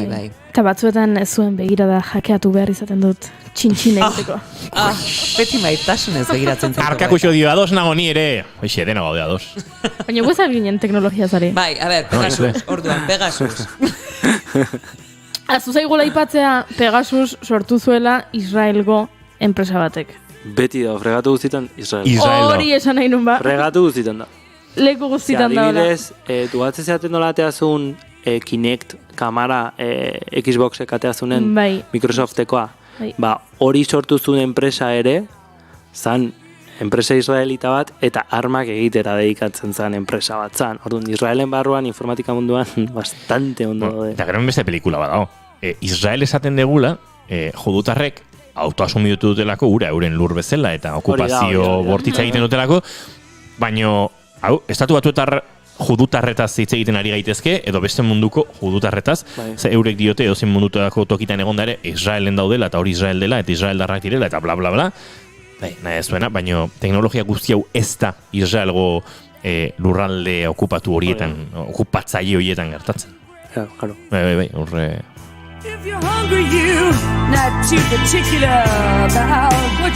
Bueno, eta zimar dugu orduan Pegasusekin. Alegia, guk kezkatu beharko genuke, ze, klaro, hemen azte balin badira, ez dakit, politikari independentistak eta zehatzen, kaso, kazetariak ere hasiko dira jakeatzen. Aizu eta ez independentistak, Margarita Robles eta Pedro Sánchez espiatu omen dituz. Horre dauka kortinazo de humo itxura bat. Bai, ematen du, uno jolasa badakizue? Batzutan dagoela karta bat esaten duena beste bi karta hartu behar dituzula, eta horren aurka bota ezakezu txupate dos deitzen den bat, dala, aurkariari arkarriak hartu behar dituela, pixkat izan da txupate dos bat. Bai. Grande Marlaskari ere infektatu omen zioten. Gazte esango izuet. 6 gigadatu eraman zituzten. Grande Marlaskak esatea, zera, espiatu diotela. Espainiar estatu izan danean, espiatzaile nagusia, edo gogoan dut, Aitor Esteban berak esan zuela, ez oso larria da, oso larria. Eusko Jaurlaritzaren baimenarekin ertzainak ze espioitza egin dituen Euskal Herrian, ez da gogoratu behar, eta inorriz dio, ez ustean harrapatzen honek, ez beraz, hemen ere badago hipokresia puntu bat, azkenan kapitalaren menpe erraminta indartsuagoa duenak, jartzen du edo kokiltzen du, erraminta aulagoa duen hori, eta horren aurrean, hainbat bide, beraz, esaterako, kit hori instalatzea, instalatzeak zerbaiterako balio du? Nik uste oso zaila dela hori instalatzea. Hau da, nik uste bai, ezagite, txikitan esate ziguenen kontu zibilik arterakin, ondo gorde, giltzak orno gorde, ez, beti hartu behar dituzu zure prekauzioak, ez? Eta gero arriskua beti horregongo da. Horrek esan nahi du ibili behar dula beti, ez dakit, paniko sensazioarekin, ez? Osea, gut target bat bihurtze balimagea momentu batean, gerta daiteke eta altzaigu gertatu. Datuak lapurtuko dizkute, igual posible da, baina nahi iruditzen zait, osea, rekurtso asko eskatzen dituen gauza dela, orduan tarjeta izatea nik uste oso zaila dela, ez? Adibidez, zu balimazia pertsona bat oso famatu eta mafia batek etxean lapurtzen dizu, zein dezakezu horren kontra? Bueno, segurtasun gehiago jarri dezakezu, baina alere, bizizea, sensazio batekin, beldurrarekin, denbora guztian, ez dakize orduan, aldezu enkriptatu zure telefonoa eta ez dakize makafa desberdin jarri, baina hori alde batetik oso zaila da, diru asko kostatzen da, eta ez dakit benetan merezi duen, ez? Beraz, nik esango nuke ez preokupatzeko. Bueno, ja ben jarrita, ez dago zer eginik, beraz, ez? Esan nahi etena da, oain aterako dira pila bat, eta seguramente hackeatu dituzte X pertsona, eta igual guri ere bai hackeatu digute, baina ez daukezu, esan nahi, hackeo hori ingo dizuten denbora, oso txikia izango, ze seitun vulnerabilidadoi publikatzen da momentuan, segituan aktualizatuko dira sistema operagailuak, eta orduan jazta, hori kenduko dute, eta horrengora arte. Beraz, garrantzitsua da baita gure sistema operatiboa eguneratuta izatea, ezta? Hori egita egin dezakeguna. Gero beste batzuk izan zuen, datu mobia urtero, igual mundu guztik hori ezin du egin. Eta oso gastu handia da, eta ekologikoki ere. Zegor bertan esan dute, hegazkinek baino gehiago kutsatzen dutela, duela teknologiak berak, beraz, hori egiten hasten bagara, akabo fandangoa. Adibidez, jarriko izuet olako eredu bat, nereita olako gauzakin eta egoten da, batutan oso pendiente eta olako gauzak orduan, saiatzen da permisoak entzen aplikazio guztiei. Eta orduan ez ere geztio funtzionak. Orduan, hor berriro bultatzen gea balantza horretan esatik unai, eske zine telefonoz ditu, eske ez diozu utzi mikrofona irikitzen. Ai, kotxagoa. Orduan, zan nahi dut, eta ibiltzen da irakurtzen, eta hackerrak, eta batzutan, igual etortzei, eta esatitu nahi, Chrome hackeatu indutetan baizea. Eta hasi bidatzen da, baietz, arrazoi da zela. Gure mugikorrak diseinatuta daude, guri datuak lapurtzeko. Eta datuak ez denean, beste gauzatzuk lapurtuko dizkigute. Denborare lapurtzen digute gehiagik. Denbora, datuak lapurtzen dizkigute. Deabruari saltzen diozu zure harima. Hori da. Zuri zerbitzu oso onak ematen dizkizu, iria oso handi batean zaden momentuan, Google Maps super ondo etortzen zaizu. Baina badakin nun zabiltzan. Baina horren alde, badakin nun zabiltzan, eta nahi duen nahi. Hori da. Hor badago beste aplikazio Israeldar bat, Waze izenekoa, nabigatzaile oso sona da, kolaboratiboa, eta... Waze, esatzen. Baina horrek ere informazio pilo bat kontrolatzen du, eta Israelen esku balin badago, informazio horrek bukadezak Pegasusen informazioak bezelaxe, gaizki. Agurto horretik, Arkakusiok esan digu, bide batez 12 egun norbaiten urtebetetzetarako, eta 56 egun 20 ordu eta 6 minutu, orain ja izango dira 2 minutu, San Ferminetarako! Gora San Fermin! Eta gaurko egun ez duela 2 urte hiltzen Betty Wright, soul and R&B abeslari zoragarria, minbiziak jota, Miami beretxean, 76 urte zituela. Eta guk gaurko saioa amaitzeko, kantu ederronekin, Clean Up Woman, agurtuko zaituztegu. Unai Elordi Hidalgo plazer bat, zoragarri aritu gara, eta asko ikasi dugu gaur ere. Beti bezala bai. Maitena Salinas Beizegi, aste batutan ikusiko dugu elkar berriro. Venga, bueltatuko gea, jakina baiet. Goio ez izarandia, bihar hementxe, Bai, ez da? Hemen dago itzordua. Lauetan? Musika pila batzuekin elkar banatzeko. Miren González Goikoetxea margolariarekin erariko gara. Iñaki Lasa Etura ere izango dugu Doinetatik Haratago podcastarekin. Saiotzarra, arratsaldeko, lauetan hemen naiz irratian, bigarren kafean. Gozatu, Betty Wright, eta gero arian informazio guzti izango duzue, hemen, naiz irratian. To the clean-up woman, 'cause she's tough. I mean, she really cleans up.